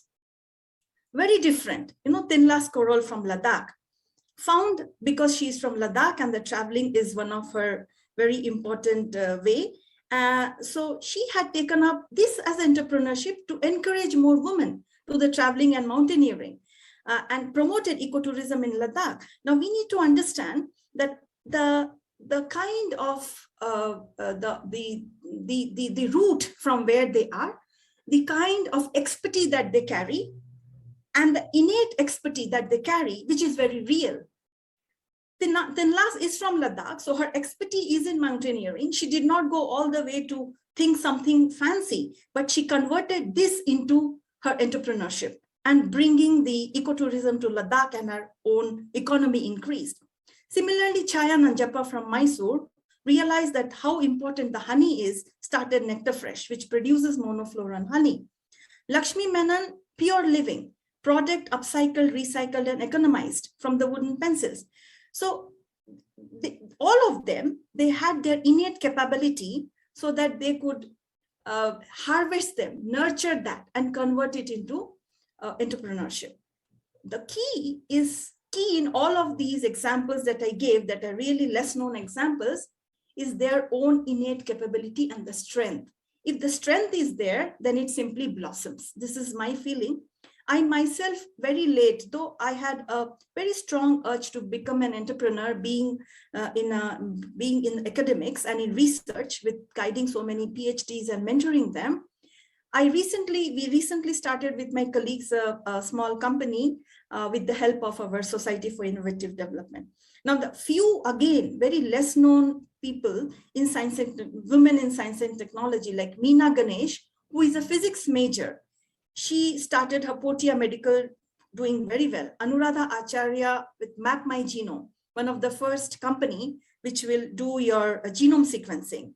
Similarly, Sabita Anand started GenBios. She's a microbiology graduate. Anu Sridharan thought about the world problem of accessibility to drinking water, and then formulated the Next Drop. This Next Drop is a very wonderful platform where the accessibility to the drinking water is being facilitated. And Romita Ghosh is a very interesting story of Romita Ghosh, who was herself a cancer survivor. And she laid down the platform for MediSaman, which will give access to a lot of medical equipments in need. and in a very cheaper way. So the question here is, it's always that the urge that comes. So I have just put it as a balancing rock. Now this particular rock, which is the balancing factor, is always the urge and the inner strength. That inner strength and the urge in a woman is so strong that it can drive multiple factors, be it risk, be it success, be it failure, and the perseverance, all to a point which results in increasing economy. Now, if you look into this particular figure where I have shown you the rock not completely aligned, but one at the edge, but still they are balanced. And this phenomenon of balancing is indeed true and not biased, but to tell you the truth, that goes very well with the women, the philosophy of being a woman, because they are the one who can balance it so well. No doubt why McKinsey mentioned that if the women entrepreneurs increase in number, they could add up to $770 billion, more than 18% of its total GDP by 2020. So yes, thank you very much, Kamakshi, for giving this opportunity and to share my thought, and also to understand that how important the women are in this particular field and how important will be their contribution. Thank you very much. Thank you, Professor Chakravarti, for your speech. You highlighted the inspiring tales of several female entrepreneurs and their examples, their names, their journey. So thank you so much. Thank you. Now I would request Professor Rashmi Bharadwaj, Professor of Mathematics, Indraprastha University. Over to you, Professor Bharadwaj. Thank you. First of all, I would like to thank Tillotoma Foundation and Dr. Kamakshi, and my special thanks to Dr. Vashne and Dr. Jyoti Sharma, who gave me this opportunity to be a part of this. As I belong to be a academia group, and being a professor of mathematics, we find out that at the initial level, when we are teaching to the BTech students, there are the students who are the participant as a woman candidate. But when it comes to with a higher study like a PhD programs and other programs, then there is a declination, because when we discussed with the parents and the students itself, so they want that their mentor or guide should be that is from the family side of that. That should be if a woman candidate is going, so it should be with a woman candidate. Like if I told about myself, that I have supervised till now 15 PhD candidates, out of which 10 candidates are the girl candidates, and they are doing well in their field of academia. But still the question is that, as all the speakers discussed about that what is the gender gap or gender in the STEM field. So if we see that, because I worked in the mathematical modeling also of this gender gap with one of my collaborator, and we try to find out that what will be the different type of the reasons, or what will be the factors which are influencing that. So first of all, if we talked about the Indian context, we all women are normally it is said that the women are the housewife. But I said that instead of housewife, if we coin that as a domestic engineers. So all of the women are the domestic engineer, because they are equipped with the hardware, software to maintain, to manage, and to also to build up the capacity to manage all the funds, to run the funds in a short, whatever with the shortage. Still all the families are running very good. And during COVID, I observed that type of the things. And to the surprise, if we see the back, being a woman, I was very enthusiastic, because the first program which was written it was in 1843, and that was written by Ada Lovelace. She was the first computer programmer, and because I like that, because she is also the mathematician, and that was the first machine algorithm for an early computing. in the year of 1843. And at that time, the computer was not there. That was developed later on in the year 1943. So at that time, she wrote the first algorithm for machine algorithm for detecting or finding the bug in the computers or in the program. And if we see that, because I did some part of the economics part of that, and we analyze that the total women achievement or internationally being recognized since 1901 till date, the total Nobel Prize are given to the 773 laureates, out of which only 34 are the women. So if we see the percentage of that, only 4.46% is the representation of the women participants in the Nobel Prize. Of these women, only 12 are from the science background. So if we see that from 4.46%, 35.29% are in the field of the science. If we see the other one, the first Abel Prize, as we know all, it was given to the mathematician in 2019. She was the first woman to win Abel Prize, and she is Karen Unblack. So if we go to that and see the total women perform 66% of the world work, which produce approximately 50% of the food. Yet the women earn only 10% of the income and own only 1% of the property. So this is the real statistics. If we see that, we know that our government and the worldwide, the government is working very towards that. But still, there is the gender imbalance in the field of academia. Because if we see that there are so many on the initial level, and we saw statistically also that there are if we see the up to 10th class, almost the students entry miss are there equal. Means there are the 49% are the women candidate and 51% are the male candidate as per the census 2011. But if it goes to the higher studies, then that changes drastically. And it goes to be if I'm coming to the PhD programs, it comes to be 95% and the 5%. So there are only 14% women in a total of, if we are talking about the science and engineering, 2.8 lakh scientists, engineers and technology employed in the research and development institutes. And out of which only 39,389 are the women. And the global average is also not the good one, that is 28.4%. And in India, it is a 14% of that. And if we see the literacy rate or the from the post-independent till census, so it increases, of course, from 18.32 to the 72% in total. But if we talk about the women, it considered to be from 29 to the 65%. But it changes in the male literacy rate from 80% to the up to 80%.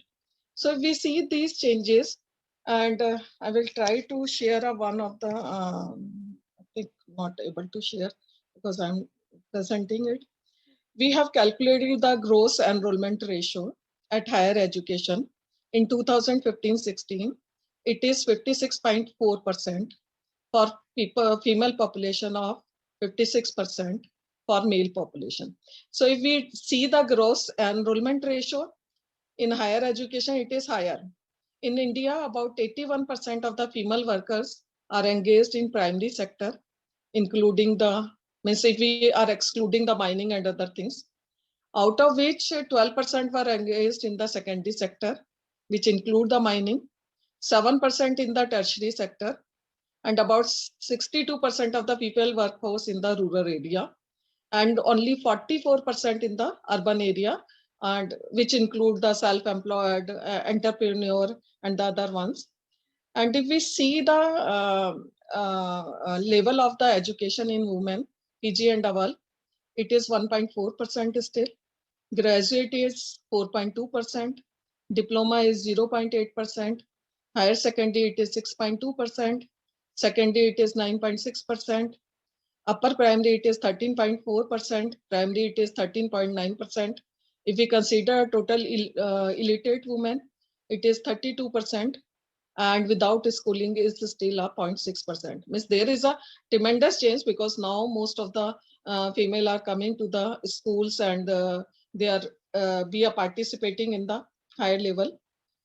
And if we total count out that as per the 2015-16 labor report, so if we are talking about the 15 plus years, so there are the 27.4% for female as compared to the 75.5% of the women. So you see that there is still a parity and equality which is there. And I should, as we are talking about the how much professors are there. So still, if we are checking about the in the academia, assistant professor means women assistant professor is around 60 to 70%. Associate professor is between 40 to 45%, but still if it comes to be the professor level, it is only a 20%. Nowadays, means in the last 3 or 4 years, there is a tremendous change, because the higher ups are given to the women candidates. So we required that women head are given earlier to the only women's university. Now there is the change, as we see in the case of the JNU.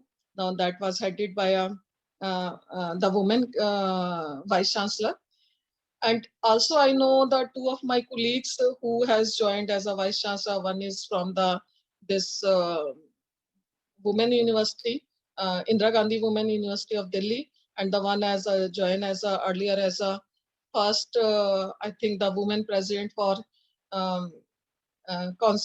this chartered accountant board.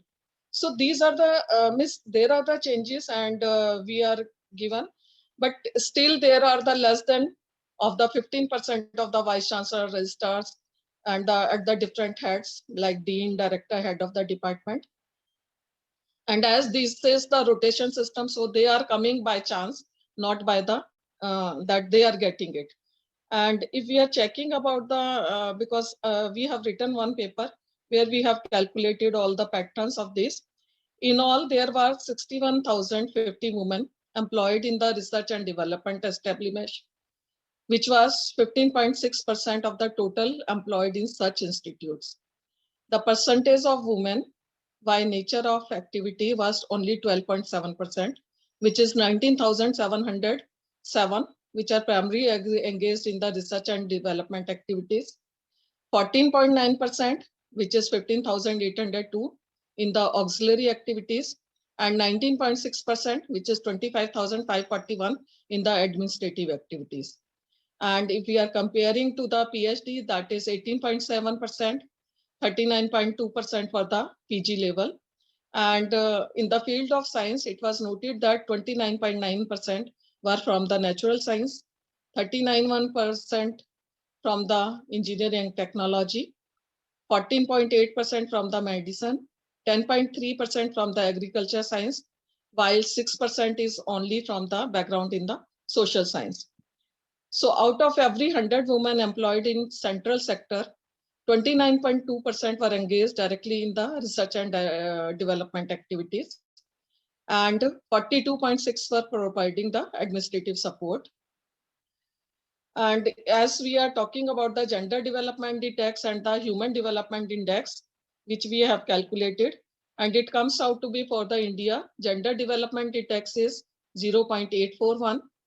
Human development index for female is 0.575. As compared to the male, it is 0.683. Mean year of schooling for females is 4.8, as well as for male, it is 8.2. But if we see the income capita for female, it is rupees 2,725, as compared to the male per capita income is 9,729. So we have changed a lot, but still we have to change. And I appreciate, because we are mostly talking about the Internet of Things nowadays, but I think we now need an Internet of Women. IOW is the main source which can create or create an example of the women towards the younger generation. So that even today we say that mainstream, remains very much as a male stream.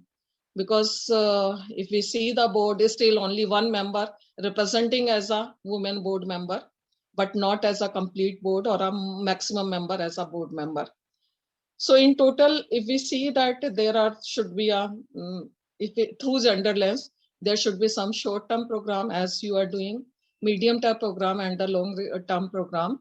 So of course, governance is the key of development and participation. And of course, our government is doing much about that one, but still we required very much to be on this side so that we can achieve the target, which is considered to be the more towards the gender gap. So the gender digital divide gap is too wide. We need more female role model and ambassador to encourage our young girls to come into the STEM field. So in total, if we see that the Gini coefficient we have calculated for the 126. Bharadwaj, please, if you can. Just a minute, last one, I am just concluding that. And it comes out to be per capita income. In case of 126, we have calculated this Gini coefficient from 1990 to 2017. It was in 1990, it was 0.000625, which is to 2070 is to 0.03588. It is a tremendous change, but still we have to go ahead and we have to achieve a lot. So it is not women who need to change. It is the work environment that must change. And we should look that a gender equal society would be one where the word gender does not exist and where everyone can be themselves. So with these words, I would like again to thank all the panelists and the Dr. Jyoti, Dr. Kamakshi, and Dr. Sanjeev Vashne. Thank you, Professor Bharadwaj. You highlighted a number of important aspects relating to the contribution of women in science and the challenges involved. You also highlighted the issues of female literacy and enrollment. Thank you so much. Looking forward to further collaboration with you. I would now request Dr. Sanjeev Kumar Varshne to start with the third panel. Over to you, Dr. Varshne. Thank you, Kamakshi, and thank you, friends. It's wonderful to our discussions we have already had this afternoon. I'm so excited. And now we are going to discuss something very sensual, something very sensitive, and something what we could be very proud of, the motherhood. But motherhood, best thing that could have happened to any of female, it comes with its own challenges. And those challenges, it is very often difficult to be summed up in words or in pictures. Those emotions are different. And when it comes to the work profile, it is really very hard for the woman who has a lot of attachment with the newborn to come back to the working platform and deliver to her fullest capacity. Of course, she would like to divide her time, but then there are challenges both ways. So today we have got Ms. Vindhya Vijay Singhe from our neighborhood, and I request her, she is Chief Innovation Officer in National Innovation Authority of Sri Lanka, and I'll request her to share her experience and her guidance, how the system could respond when women are passing through golden period of their life. Over to you, Vindhya. Thank you very much. Anyways, everyone, and thank you very much, Dr. Professor Varshne and the Dr. Kamakshi for your introduction and so on. And a small correction: I'm not the Chief Innovation Officer. I'm one of the innovation officers at the newly established National Innovation Agency, Sri Lanka. And thank you very much for giving me this opportunity. And I'm also representing the Ministry of Skills Development, Vocational Education, Research and Innovation, Sri Lanka. So when I got this, the entire program, the theme, the motherhood in science and technology inspired me a lot. So I thought I had to talk about it. But I thought of talking in this topic in a different way. Not that taking the role of the motherhood in science and technology. Rather than that, I thought I had to explore who the scientist inside the motherhood. So if you permit me, I will share a small presentation.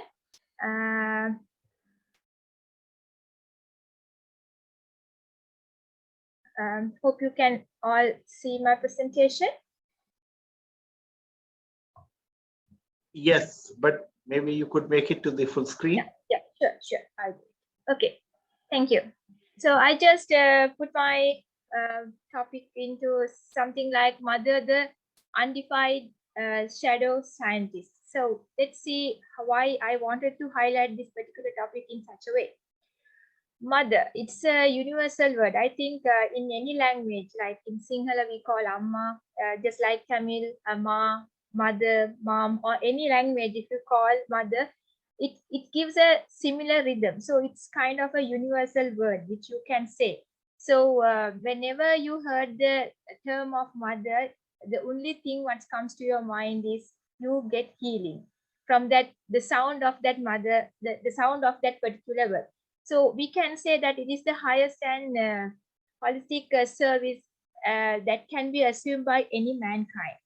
So when you come up to the day-to-day routine of a mother, I mean, whether you are employed or whether if you are a working mother or whether you are a housewife or any role which you play in the environment, you will be going through this whole set of things, because you being a mother, you have to engage with all householding work, taking care of your children, bearing children, and teaching them, and all sort of housework. Plus, if you are a working mother, you have the responsibilities on the office premises that might if you are lucky, you might ended them up in the office when the office time is over, and come in a relaxed mind and get involved in your day-to-day routines at home. Or if you are not lucky, you have to bring all those things to the home as well and get the things done. But anyway, the motherhood or the role as a mother is really challenging, because we have to balance the work load as well as the householding thing. But what I really wanted to highlight to you in my presentation is, in spite of all these workload, all these responsibilities, have you ever tried to identify the scientist inside the mother? Because why I wanted to highlight this thing is, like, we've been professionally scientists, been into a formal education and so forth thing. We itself, we called ourselves as scientists. But though you are a person, you are a mother who is not in a formal education, though you are just a housewife, have you ever thought that you are a scientist as well? So let's discover and see. Let's dig and see how I'm going to say that you are a scientist. You know that mother plays a big role as a physician, psychiatrist, or a therapist. I mean, she is the one who take care of your health in your entire life. Like when a slight difference in your eyes, in your behavior, the mother knows that you are not there. I mean, before you go into a doctor to examine, she will say, yeah, are you going to get fever? I think you are going to have something like this. And for that particular illness, she might be having thousands and thousands of remedies, which has been orally practiced for several years. She will not take a second thought of giving you a remedy. So that is her knowledge of medicine, which applies as a scientist, which is not been detected before. And also she's in one way she's a physiotherapist as well, because when you were born and when you are growing up, your mother is the one who has shapen up your body. She will massage you, she will give all sort of care for your the oil treatments and so forth thing. And she is the one who gave you the hand for your first step. As a, so we can call her as a physiotherapist as well. And also, she is the best psychiatrist you will be having at home, because she is the one who knows to talk to your mind well and understand your feelings, and then heal your stress and all sort of things. So automatically, you have a bundle of healthcare system in your house, which is not being identified as it is. You just call your mother as a housewife. That's all. If she is not doing any work outside. And then, have you ever noticed your mother is the best botanist, agronomist, or a zoologist? Because without referring to any book, any directory, she knows the plants. She can identify the plants. She will taught you this is the plant. These are medicinal plants. These are food. These are plants which gives you food, and these are poisonous trees. So all sort of education, the informal education of a child will be given by the mother. And also, she is the one who taught you how to plant a plant, how to water it, what are the fertilizers to be added in a general context. Without reference to any of these agricultural books or agricultural sites or anything, they knew it by their own practices. Okay, and at the same time, she is, I think all of us might have experienced this as a kid. She is the one who taught us the life cycle of the butterfly. That is not that saying that she's a zoologist, but she knew that. So she and she shows us these are some ants, these are some insects, and so forth thing, and the birds, the colors, and all sort of things. This is how they lay eggs. So she is in turn a zoologist as well. And at the same time, have you ever come across that the mother will look into several differences in the environment, and she will predict and say, it's going to be rain from this day onwards. It's going to be a drought from this day onwards. This is all because she knew the slight changes in the environment will cause to the next step of the climate change. All these things she never formally studied. I'm not saying about ourselves being scientists, but I'm saying an ordinary mother. And with all this knowledge, what she's trying to do, she's trying to teach her child to face the world in a proper way. So she's already ultimately doing all her knowledge to, she will pass her knowledge to the next generation. Aren't she the best food scientist or the dietitian in home? Because she is the first person who feeds you when you are in the womb. She knows what is good to be taken, what is not to be taken. So all those things are science. It is not just generally the things which we practice. And she is the one who gives you the best golden liquid in the world, the breast milk. And she knows what to be taken to enhance the production of the milk. She will take jackfruit. According in Sri Lanka, we usually ask the people, the mothers will tell you, take jackfruit, you take bitter gourd to enhance the production of your milk. So those are science. Those are food science in one way. And she knows how to balance the diet. She will take all the nutrition components together and get you the good balanced diet every day. She knows what is to be added there. So she is, in one way, she's a dietitian, and also she knows how to preserve food. The technology behind preservation, food preservation, those are not being taught in books for her, but she practiced it.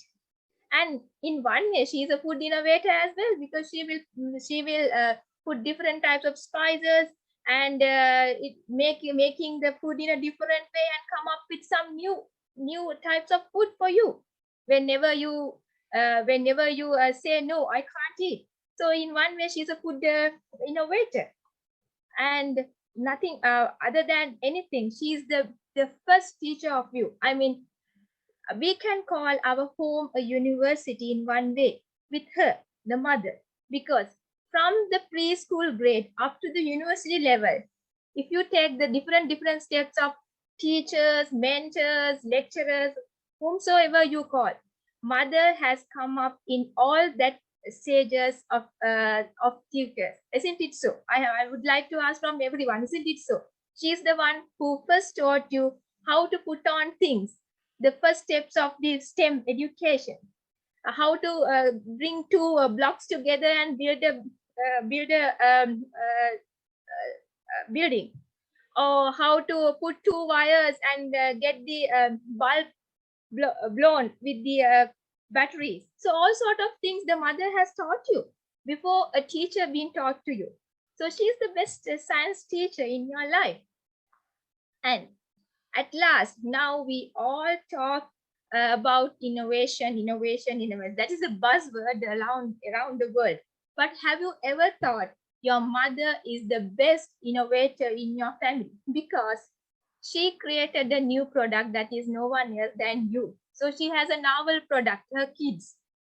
And she has already protected you with many intellectual properties which are not registered, but they are intellectual properties, because she has built you in using several secret things, which can be called as trade secrets. And she has claimed what you have been. She has claimed for the things which which used to create you, just like patenting, but not registered. And she has given you a name which can be called as a trademark. You might have different the same name for different people, but that so yourself will be unique. And she has branded you using those things. And also she has done so many research while growing you into a person, and that might have given you a value addition. And finally, she has released you to the society as a commercial product. So, aren't she the best innovator in your life? So, what I really wanted to bring from whole my presentation is that we being scientists, we are calling ourselves as scientists with the formal education, and we always think about the challenges being a mother, being a working woman, being a scientist, of balancing the life. But if we have identified the scientists inside us, the scientists who have built and grown up us up to now, and then matching those two responsibilities together, it will be very easy for us to work in a scientific environment, because we have already built up in a scientific environment as well. So any mother, whether it is a formal education or not, we can call them scientists. And the only thing is that we have to give them the due respect that you are a scientist. So finally, I can say the highest degree what we always expect is to have a Doctor of Philosophy. So aren't she the best person to be awarded with Doctor of Philosophy in motherhood? Thank you. And I think I have done something for your your theme, because I don't want to always to talk about how the motherhood is being a challenging aspect for the being a scientist, but rather than we have to first explore ourselves, our mothers, our grandmothers, the contribution they have done for making us a scientist. Thank you. Thank you very much, Tillotoma Foundation and Dr. Rashni, for giving me this opportunity. Thank you. Thank you, India. In fact, all of us has always believed that mother has been a wonderful scientist, wonderful innovator, and you have highlighted it in a number of facets. Because in most of our kitchen, it is the ladies. And so I felt that mother every time makes a new experiments with the recipe. And we get every day something better than yesterday. So that's kind of scientist she is. And she has been making kajal for us, which is another variety of nanoscience, which she has been doing. But you very brilliantly put it that how mother could play not only as a friend, but as a friendly scientist. And she could inculcate scientific temper in the kids and take them forward. So thank you very much. Now we would discuss another aspect, that is leadership role. And with us, we have got Ms. Sushi Kitchens. She is Deputy Director, Global Research and Innovation for Department of Business, Energy and Industrial Strategy of United Kingdom, which is a natural partner of Department of Science and Technology, with whom I am working. Sushi is Deputy Director over there, responsible for global research and innovation. Her team support and enable UK researchers to collaborate globally on science and technology priority. She is on loan from BEIS from the Foreign Office, where she was Deputy High Commissioner in some of the African states, and like Nairobi, Dar es Salaam, and she has also worked in northeastern state of United States. She holds a human science degree in undergraduation and health promotion master, and currently a policy fellow. So, Susie, we are very grateful that you are here, and we are looking forward to collaborate with you in the future as well. As you know, Tillotoma Foundation also works globally on the areas of international relations, area studies, gender, scientific and strategic policy. So I will not take more time of yours, and you can start with your speech. Thank you. Welcome. Thank you so much. It's really a lovely pleasure to be with you virtually. I'm sorry it's not in person. And also, I must just apologise if you hear some strange noises. We're having a huge storm here in the UK at the moment, so it's very, very windy outside my window. Anyway, we shall persevere. So I'm delighted to be invited to speak at your conference today on the evolving role of women in science, technology and innovation and science diplomacy, which is something I personally have been involved in for about the last 10 years now. So thank you to the DST team from the Government of India for inviting the UK to speak at this event, and to the Tillotoma Foundation for delivering this event. Science, innovation and research are constantly and rapidly evolving, contributing to accelerating the global economic growth rate, pushing the frontiers of human knowledge and contributing to global challenges.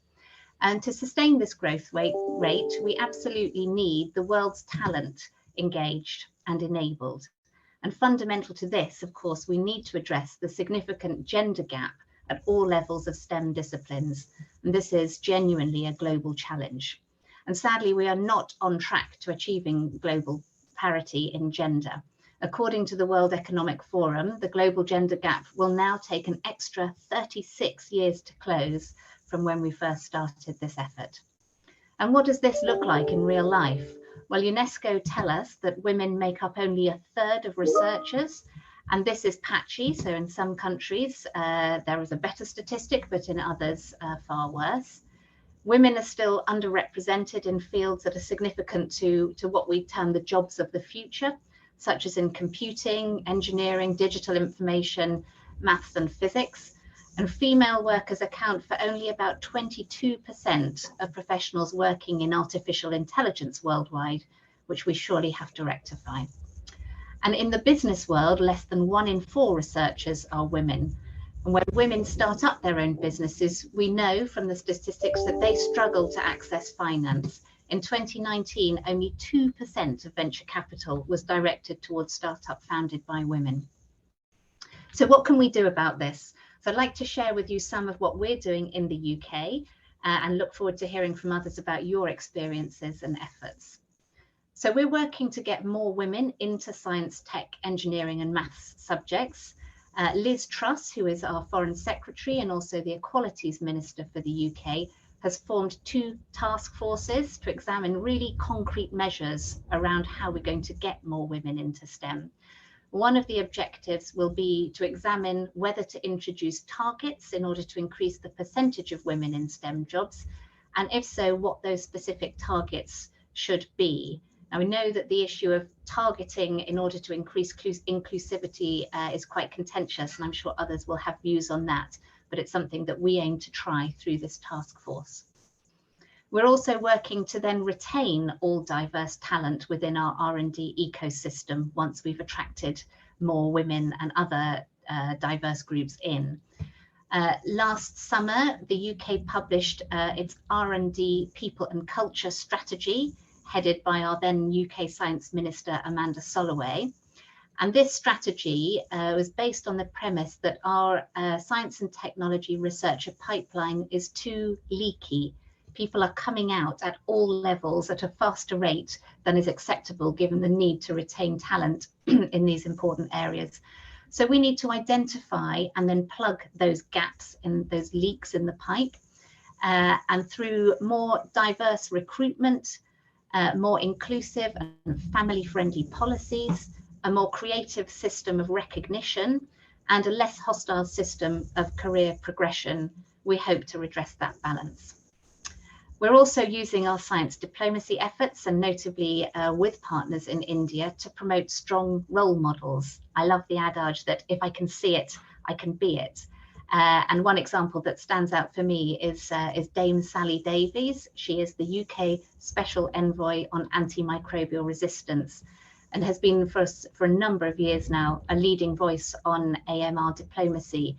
And she has spoken out really proactively about collaborating with India on AMR. And let me just note some other UK-India partnership initiatives too. So we have the UK-India 2030 roadmap. This was agreed last year by our respective prime ministers, and it includes a focus on creating more opportunities for young people and women to propel the fourth industrial revolution. And understanding the impact and opportunities of this shift and these technologies on people's lives and culture is an important element of that roadmap. We also, under the UK-India Newton Bhabha Fund, have promoted Women in Science workshops. Through this, we're helping to develop a workforce of women to take on emerging roles in science and enterprise, and to raise awareness of the many varied, exciting and really rewarding career options that there are in STEM. The workshops have provided access to training and professional development in science administration and management, in science journalism, and in science policy. And I'm delighted that this has now been of benefit to over 300 women scientists. Then we have UKERI, the UK-India Education and Research Initiative, which supports research and innovation partnerships between Indian and UK students.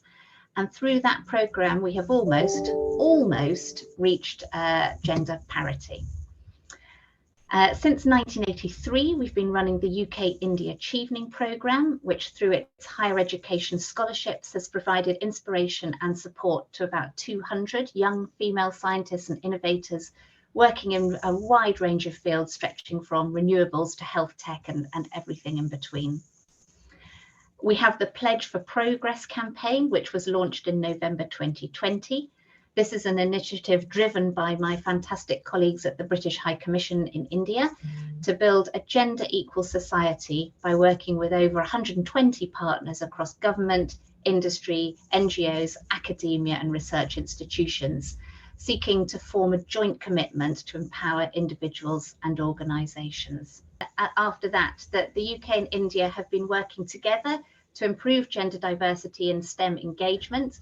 And one excellent example of this has been setting up the Indian GATI, Gender Advancement for Transforming Institutions project with DST, along the lines of the UK's Athena Swan Charter, in order to introduce a gender equality framework in higher education, science and technology institutions in India. So then I was just closing by saying congratulations to Government of India colleagues on the excellent policy paper recently published on science, tech and innovation, which is backed up by concrete actions to build a strong and inclusive culture. We, my colleagues at the High Commission and us here at headquarters in the UK, we welcome and really admire India's commitment to the Sustainable Development Goals, including encouraging women in STEM. The UK remains committed to continuing partnering with India and of course with other partners across the globe in this journey to promote women in science. Thank you. Thank you, Shashi, for highlighting why translation of scientific result is important and how it could be achieved. And also thanking you for showcasing the entire panorama of the scientific cooperation which we are having through various agencies, be it Chevening, be it UKRI, be it with UKRI and other agency. Of course, two of us will be meeting very often because DST and BIS are the partners.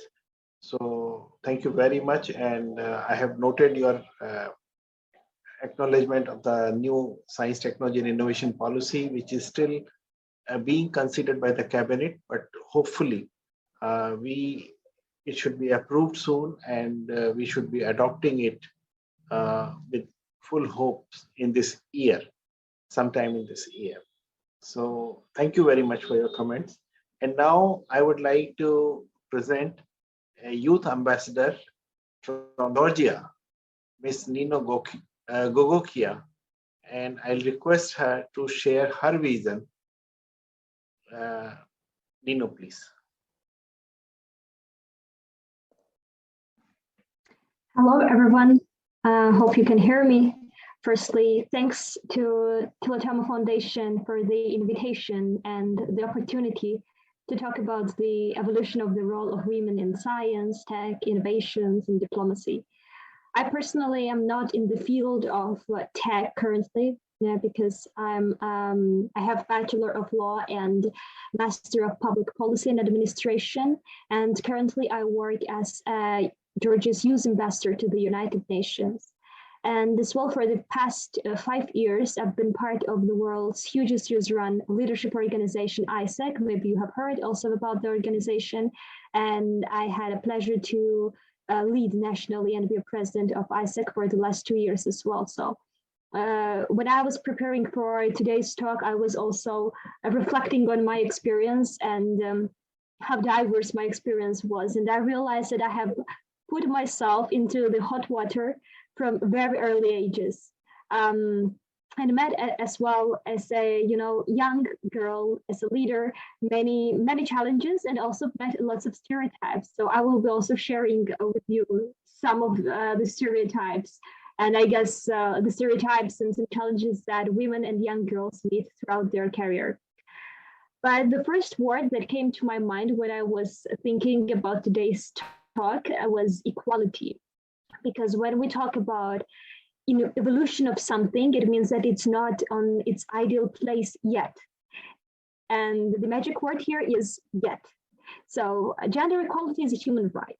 And according to the United Nations, it's essential to both ensuring sustainable development and maintaining peace around the world. And one of the places where a gender disparity is most pronounced is in STEM area, which means and includes science, technology, engineering, mathematics. And I believe that one of the most effective ways to encourage young girls to pursue a career in STEM is to give them access to successful STEM role models with whom they can relate. And I believe that even this conference is one of the greatest examples of it. And of the concept of sharing is caring. As well, we need to continue to help policymakers around the world to enact plans to reach STEM gender parity and promote legislation that inspires young women to achieve their dreams. And that's where comes the power of empowerment. And as well, to relate to my story, because I'm 23 years old, so I have lots of to learn and to see yet. But when I was reflecting, I took out some of my, main photo bombs. So I used to be a professional chess player, and chess is the sport that is being considered like very, for sure, technique. You need to work your brain. But I was playing chess professionally for more than 6 years. And I remember that sometimes I was getting the compliments that, good job, Nina, you play as a boy. I was very into the physics and mathematics as well. And when I was taking part in Olympics and I was going to the finals, like most of the times I was in minorities, like maybe sometimes even one in the room, a girl, and getting the compliments that your brain works like a man was making me, kind of not aggressive or but disappointed. And I was thinking that, yeah, there are lots of strong women who are very strong in leadership, who are very strong in management, who are very strong in whatever they love to do. And this is not a compliment that you play like a girl or your brain works like a man. I believe that we are strong and we play as girls and we are good CEOs as other women. So that's something that cleared my mind. And there are as well lots of stereotypes. And if I also remember my kind of leading experience, because when I was 19 years old, I was chosen as and elected as a president of ISEC in Georgia.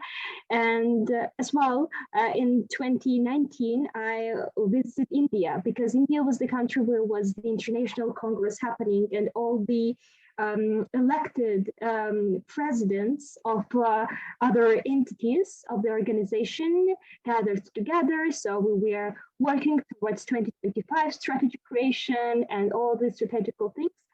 And I remember that was the journey where I faced and started facing lots of stereotypes. For example, I had to work triple more and even 5 times more to get seen. All the predecessors that I have were men, and they were amazing, and they were amazing leaders. At the same time, when we work with lots of people, when you are a girl, and especially if you are very young, you have to always be in the phase of proving something, and which affects very, bad on your mental health. But still, I believe that reflection to yourself is something that can help you to face the challenges and also move on. And I wrote out the 3 main challenges that usually women in leadership are facing, and especially in STEM field. So one is sense of belonging. When you feel that you are excluded, when you feel that there is no a sense of not belonging you there. So I believe that when we were studying at school, most of us have felt that kind of thing, when you feel that you're excluded or some group of students that you want to be part of are excluding you. So you feel that you are not belonging there. I'm not sure how you have experienced that, but I have experienced that. And I have experienced that because of being way too much into the books and not being part of a group which had just different topics, to discuss, and our kind of interests were not matching. Now I'm very grateful for that, but when I remember that, I feel that it was very hard. So imagine that most of the women are facing the sense of not belonging throughout all their lives, when they're in tech, when they're in science. And I have listened to all the panelists, and you're amazing, and the things that you do. And I see that lots of women experience that. And when you see that it's not your place to demonstrate your unique possibilities. The second thing is harassment and bullying. And I can relate to that. And as well, the statistics also show that lots of women, if they achieve success and when they're very successful, sometimes they're getting labeled and people are searching for different arguments to strengthen why they're there. So why are we questioning if a woman is successful, if woman is a great mother, as the previous panelist was talking about, and at the same time has a career, at the same time has a very creative mindset and can lead, can be a CEO. Why are we questioning when there is the person who are we talking about is a woman, but we are not questioning when it's a man? And the third challenge is the less compensation and salary. And I know that you also know the statistics, and I will not be digging deeper about that. But these 3 main challenges kind of show what is the real context and we all should be very empathetic about that, because equality is not just women's work and women's possibility to think about, but like it's everyone's, because it doesn't matter you're a man or a woman. We all should have same possibilities, and at the same time, we all should respect equally. And when I talk about leadership and leading, it's not all the time that men are questioning women. Sometimes even women are questioning women. And I have faced that as well. And I guess the only way to solve this issue and solve this challenge is firstly to start reflection on ourselves. I believe that answer on any question is firstly self-reflection. When you know what are your strong sides, what are your weak sides, what is your core why? As Simon Sinek says that the most important question is why. I believe that all of us needs to ask this question to ourselves. So like, what is my core why? If I don't believe in someone, if I'm anxious about something, why am I anxious about the thing? And if you ask these difficult questions to yourself and be brave enough to answer them, I believe that we will start becoming more progressive. And in 21st century, it was said that person can change his or their profession 6 times. As well to the youth who are now studying something and feel that it's not yours, or you haven't found yourself yet, or you see lots of challenges and meet lots of challenges, it's fine, because now we need to be very flexible. We need to be eager to, even change professions when it's needed. The only idea is to be happy about what we do and why we do. And when we reach that level, I guess the happiness and productivity and success will come. As well, the second thing is that it's all about how much are you eager about to learn, especially when we are talking about STEM fields and digital technologies. For example, even though I'm a lawyer and I like more into the organizational development, I started learning digital marketing and content creation and coding as well. And I started learning and I learned all those things from YouTube. So I believe that in the end of the day, we are searching for just arguments or searching for the keys, which are actually in front of us. So I would suggest everyone, if you have the dreams, you need to follow, but dreams will not come true by themselves. We need to work hard for that. And if in the end of the day, all of us will do our own part, then I believe that the current inequality will change. So there is the power of empowerment, power of doing our own part. And what else I would love to add is about the role of youth, because I'm as well, representative of youth and as well part of youth. And I would love to tell you the fact that today's generation of youth is the largest in history, with around 40% of whole world's population being under 25 years old. And that's why we are peak youth. But we are peak in terms of numbers. Now our challenge is to turn this peakness into possibilities and created opportunities. So in the end of the day, I believe that strong me can create strong environment, and symbiosis of strong environment and me can create a positive result.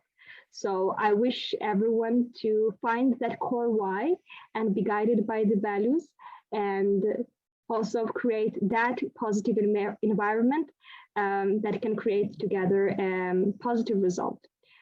Thank you so much. Thank you, Nino.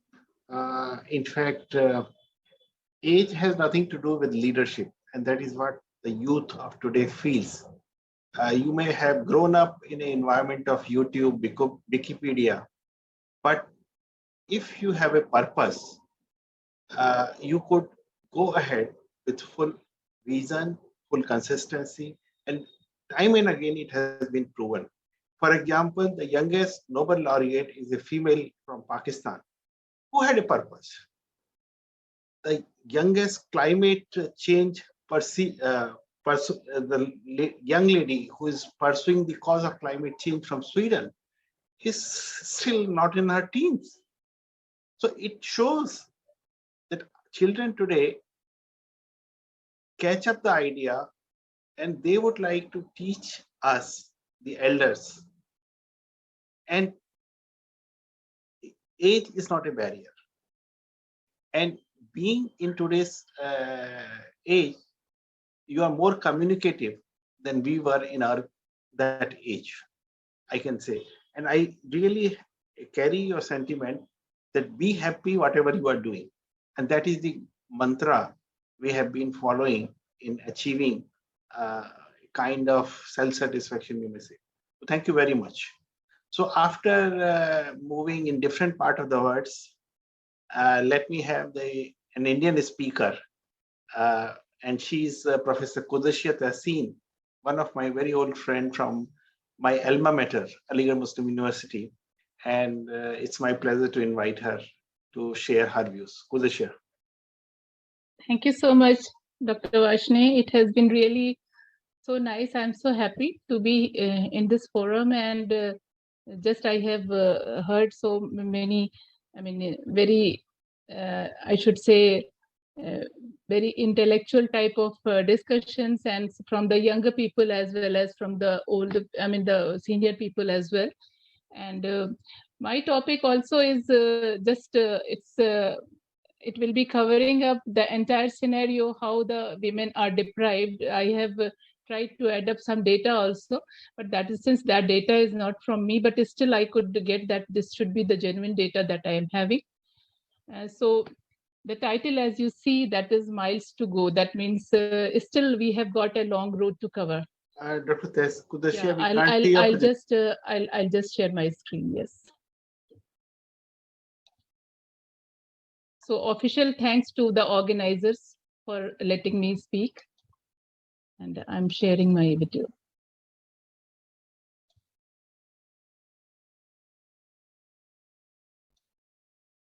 Can you see it? Yes. Is it visible? Yes, yes. Make it full screen, please. It's full screen only.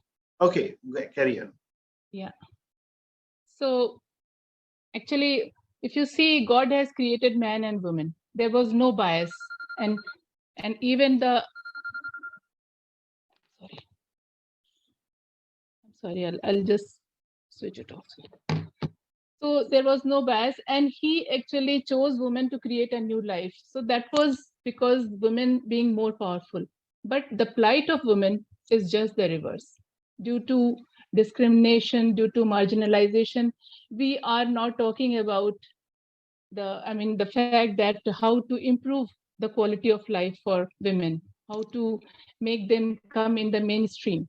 Even we got voting rights for women very early. That is, India was among the few countries. But when we think about the gender equality, then it is really a fanciful dream, because we have got lots of stories of discrimination. Even there is, you can say, that is infanticide, that the girl child that is killed when she is not yet arrived in the world. And even no celebration is done on her birth, like the son, always for the son it is celebrated. So for her it is always a very suppressed type of life. She's always subdued, malnourished, because when we talk about these things, so we actually visualize these things in our society. Our society is different, but when we talk about the masses who are poor, who are very much unprivileged, then the conditions are quite different. And whatever plan we should choose, we have to think about them also, because they are far beyond, far behind. So 25% of 15 million girls born in India, they do not reach their 15th birthday. That is actually a condition of, a thing of concern. And even we are having, quite careless attitude towards girl child. They are mostly deprived of getting knowledge and skills like boys. The formal education only is there, and that too, sometimes they even don't go to schools also. Rural areas always choose, young brides, they are always married before 17 years, and 60% of child brides, they are there in developing countries. 1 in 20 girls between 15 to 19 years, she actually experiences forced sex. Even the literacy rate, if you see, that is very much known to us, because we know that Kerala is the state where the maximum literacy rate is there, and we are having less gender gap there. If you see the maximum gender gap, that is there in Rajasthan, about 23.2%, and in Andhra also, where the literacy rate is not more than Rajasthan, but you will find that there is some sort of parity. That means the males as well as the females, they are not so, they are not having so much wide gap in their education status. So always you find that women, they are actually representing about half of the population, but you will see that always they are deprived. If they could have contributed, then they could have added to the potential of the talented scientists. They are actually, their active inclusion and participation, that is very crucial, because it is actually a data from 2017 of the total applicants to various branches of IITs, only 10% were women. 5% of the fellowships awarded by the Indian National Academies, they actually went only to the women. And 8% of ISRO's scientists, they actually comprised of. So this is actually an old data, you can say, but things are not improved very drastically. Still, we have to think about.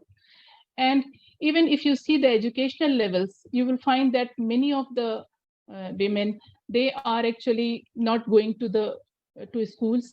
So literate without education, that means no formal education is there. But most of the time you will see that the primary level education is there, or even the middle level or secondary level. But higher studies, they actually are not for women, as you see. Very little percentage is there. And this is due to large scale discrimination. And discrimination is actually in our mindset. Basically, when we talk about, we also say that biologically also the two sexes, they are not at par, because the women, they are having less abilities of learning maths or engineering like subjects, and they should go more to the humanities and arts. But basically, if you see, society is having more discrimination than biology. Amygdala, that is the region in the brain of man, that is more developed, but hippocampus region is developed in female. And basically both complement, you can say, and that also depends on the environment, the ambience, that will actually make a person, you can say, grow in that ambience and perform. So stereotypes are there. Like we always praise the heroes as, who are men or men, genius scientists. So always the picture will come in your mind that he is a good scientist. So this stereotypic perception, that actually is a part of our society. We always gift the boys cars or anything like that, but the girls are always given dolls or other type of gadgets which are meant for housekeeping or family care. So this is actually perception or attitude that is going on. India has slipped 28th place in the World Economic Forum's Global Gender Gap Report 2021, and is now at the worst, with the worst performance in South Asia, that is 140th among 156 nations. So if you see, these are actually, again, the changes which were, I could find a slide, but this is showing that we have only progressed quite little as compared to other regions of the world. That is the South Asia performance, as you can see, changed between 1985 to 2010. And then again, you see, compare it with the Middle East or North Africa, or even the other regions, where you will find that compared to the slum, you can say that they have got greater heights as compared to this slump that they were showing earlier. Likewise, if you see the education field, and you see the teachers or the educators who are there, so always you find that the women, they can outnumber males as tutors, they can be there in temporary assignments, and I mean, they can be at par. But then afterwards, if you see, then the males, they dominate, because in the late stage of their career, you will find that they are not keeping at par. There are actually reports. The latest report that I could find, that was from Unified District Information on School Education, Bengaluru, and they actually said that over 1 lakh women teachers to 27,000 men, they were there at primary level. That means the women are outnumbering the males. But afterwards, this gap increases, and 6.3 lakh men and 5.2 lakh women at the secondary school level, and higher secondary school level, 3.7 lakh men and 2.8 lakh women. So this is actually showing that how gradually the female, they are lagging behind, and they just drop out. Dropout rates are very high. Even we are witnessing that those, I mean, many of the students, they actually drop at graduation level. They don't go for higher studies. Even here also, you will see the same picture is depicted. I could see a news where it was said that it was, remarked that the number of women awardees dwindling. That is the national award that is given to the teachers. Here also, the women, they were only representing 8. There were 8 candidates out of 44. So this is actually quite depressing type of statistics. Then again, if you see the women who are participating in STEM research, STEM actually, most of the time you will find that some of the branches, they are represented satisfactorily, but others are not. And here you can see again that the engineering and technology, or even you will see that is the mathematics or the physics, those are the areas which are less represented as compared to others. And these problems, they are actually existing. You will find 1 in 4 girls in the age group of 15 to 19 years are neither employed nor in education or training, compared to 1 in 10 boys. Likewise, this is actually the latest statistics that when India, US, and UK are compared, and you see that we say that many girls are going to the biological sciences, but here also you will see that we are not at par.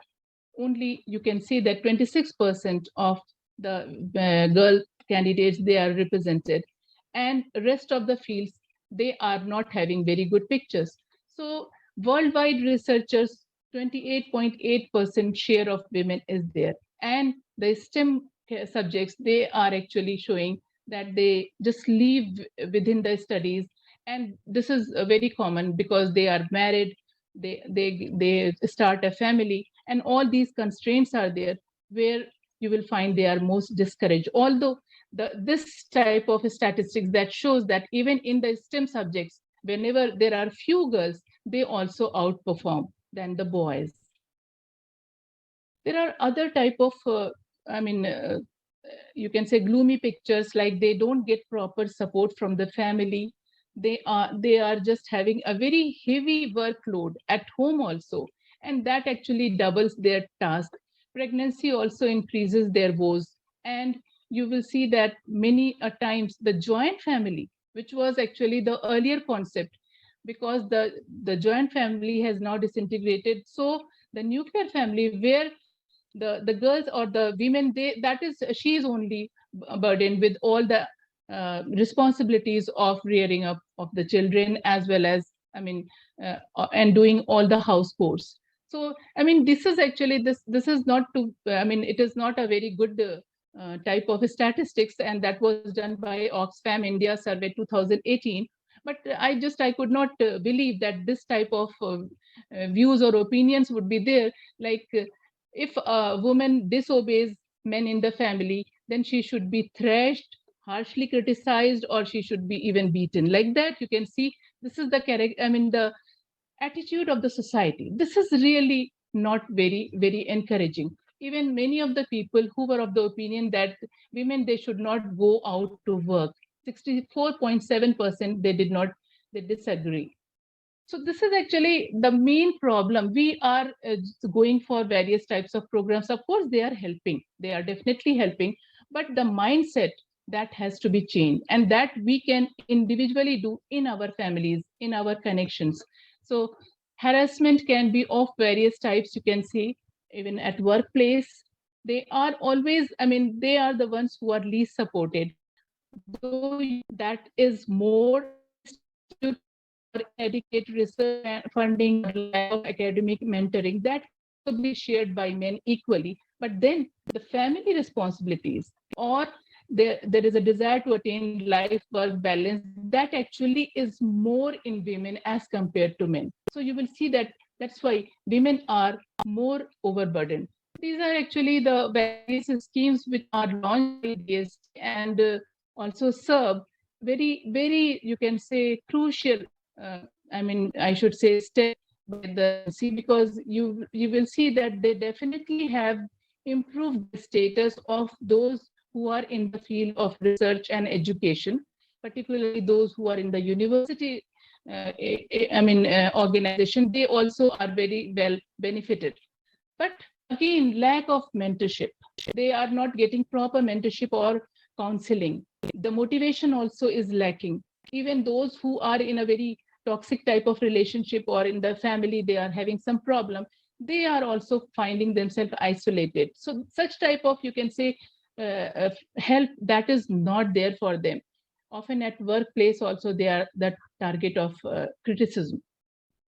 COVID also has increased the problems. So this is actually just to show you that is a comparative, if you see the picture, then definitely women are more at loss, because they now, during the COVID, during the lockdown period, they had to attend their household duties besides performing the office work. So they actually, the problem that aggravated.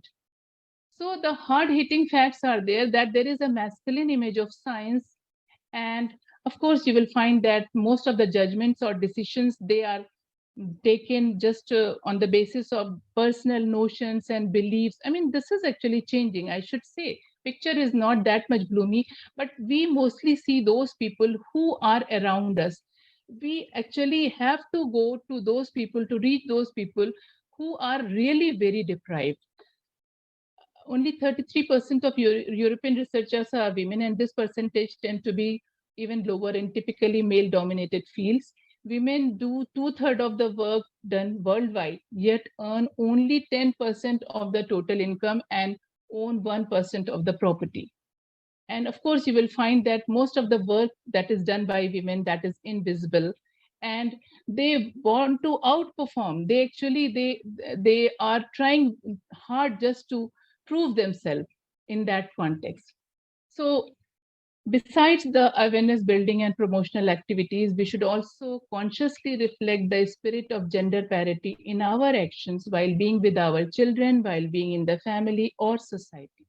Because women, they are yet to acquire the position they rightly deserve, but they have not given up, I should say. They are breaking the boundaries. You can see them. Many of them are just coming up and they are doing or performing better than the boys or the males. And they are not weaker sex. I mean, in the coming years, you will find more improvement.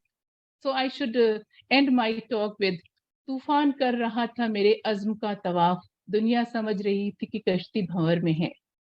The whirlwind of my determination was raging, and the world thought that my boat was in whirlpool. Thank you so much. Thank you, Dr. Kodeshia, for highlighting various causes of the challenge of gender equity in science, and also putting some light on the corrections which are being taken place. Of course, they are not up to the mark, and a lot is to be done in time to come to achieve gender equality in full sense. But there is a beginning, and that beginning will lead to a new path. And I'm very confident that, like a little ago, we heard Nino talking about her enthusiasm, that in time to come, there should not be any consideration just based on the gender. And we may look for your intellectual output, and that should be valued. Your skill set, your style of pursuing your particular cause, and that should define what is doable, what is not doable. So thank you very much for raising all those concerns and all those points, and we look forward. Of course, you are the last speaker of the day, and I have a privilege. If I could ask anyone if he or she would like to ask any question to any of our panelists. Okay, in that case, I would like to close the session today, and tomorrow we reassemble at 11. Maybe Kamakshi would like to make some announcement. Yes, I think there's one question which I wanted to ask. And just a second. Yeah, so it's for anyone can answer this. The question is, what are the major challenges faced by women entrepreneurs in working differently and sustainably with new technologies in the post-COVID landscape? What can or are being done to mitigate these challenges? Actually, it's a COVID has been a challenging period for all, and I mean, this time, I could see, I mean, just what I could see around, I could see that many people, they even they did not give up during this period. They didn't sit idle, and they started some. I mean, the young people, I should say, that they did some startups, and they actually, I mean, they were very successful in doing so, because I could find many of the students, they started, I mean, very small things, they the handicrafts or anything like that, or some sort of food outlets, and they were doing very well. So actually, I don't think that COVID was I mean, in these small scale type of things. Of course, the larger at the larger scale, that would have affected. For a smaller scale, that gave a chance to these people to shine, because they got a good opportunity to I mean, think in that direction. Actually, it even I could I mean, say that even my daughter, she actually did not tell anybody, and she started making some of the, because she is from chemical background, chemical engineering background, and she started making some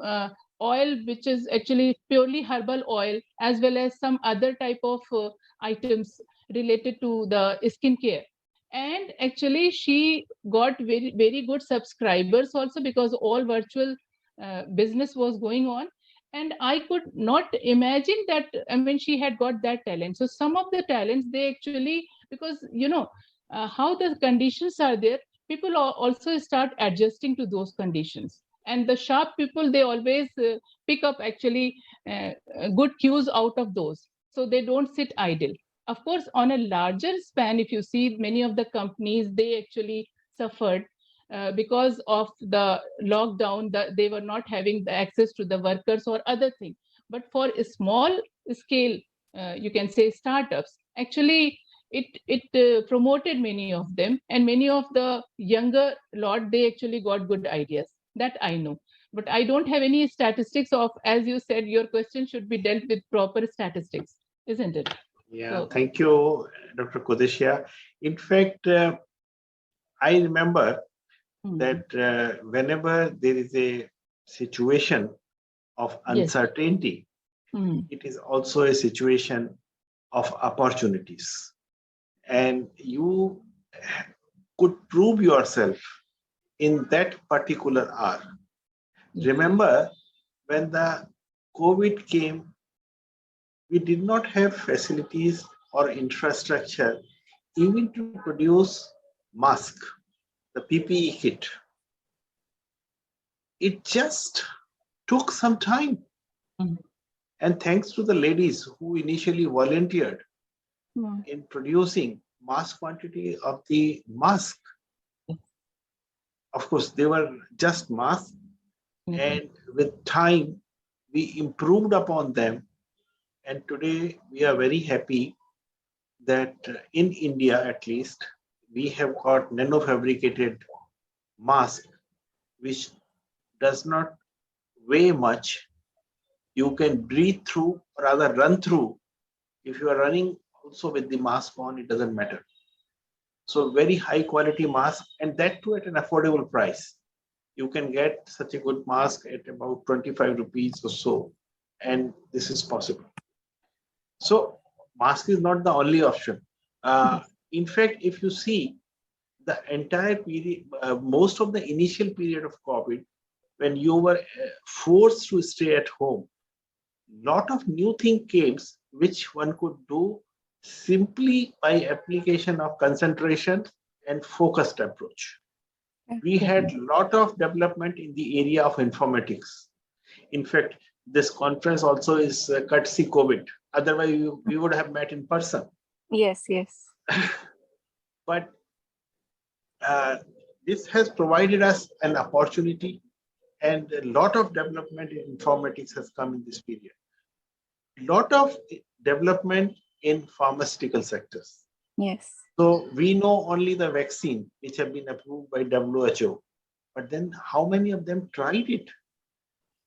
Of course, few of them have reached WHO standard and they are now being accepted globally. But then there are a lot of researchers, and vaccine is only one product. They developed so many other pharmaceutical products which we are not very familiar with, because different technologies have been used. They have been going through the process of market circulations or ethics, and then they have a long process of clinical trial. Vaccine got priority over all others because it was considered as a short shot to fight. And we compromised on several clinical trials, and several government around the world authorized emergency uses so that we could fight against this virus. If you see chemical industries, lot of new antiviral products came in. So it could be antiviral plastics, antiviral coatings, antiviral materials, lot of disinfectants. So variety of things came in. So what I feel, if of course, like Dr. Kudesha says that we do not have ready hand data to support these claims, but if you have to see the revenue across the world, of course, economy took an initial dip Definitely. when the COVID arrived for the first time, but subsequently it has maintained its momentum. And that shows that despite being locked in our homes, despite being restricted to take on market related approaches, we have been delivering, we have been discovering something new, which is good for the market, which is good for the society. So I'm not sure if I have answered the question fully, but did my bit, whatever I could. No, thank you so much, Dr. Varshne. Thank you, Dr. Kutsia. And I'll just conclude now that thank you all for joining on the day one of this international conference. It was really amazing, a great discussion. Tomorrow we begin the proceedings of day 2 at 11 a.m. IST. If you have registered, you will receive the link for the tomorrow's session through email. This is the International Conference on the Evolving Role of Women in Science, Technology and Innovation and Science Diplomacy, organized by Tillotoma Foundation in association with the Department of Science and Technology, Government of India. See you all tomorrow. Feel free to email us for any queries. Thank you so much.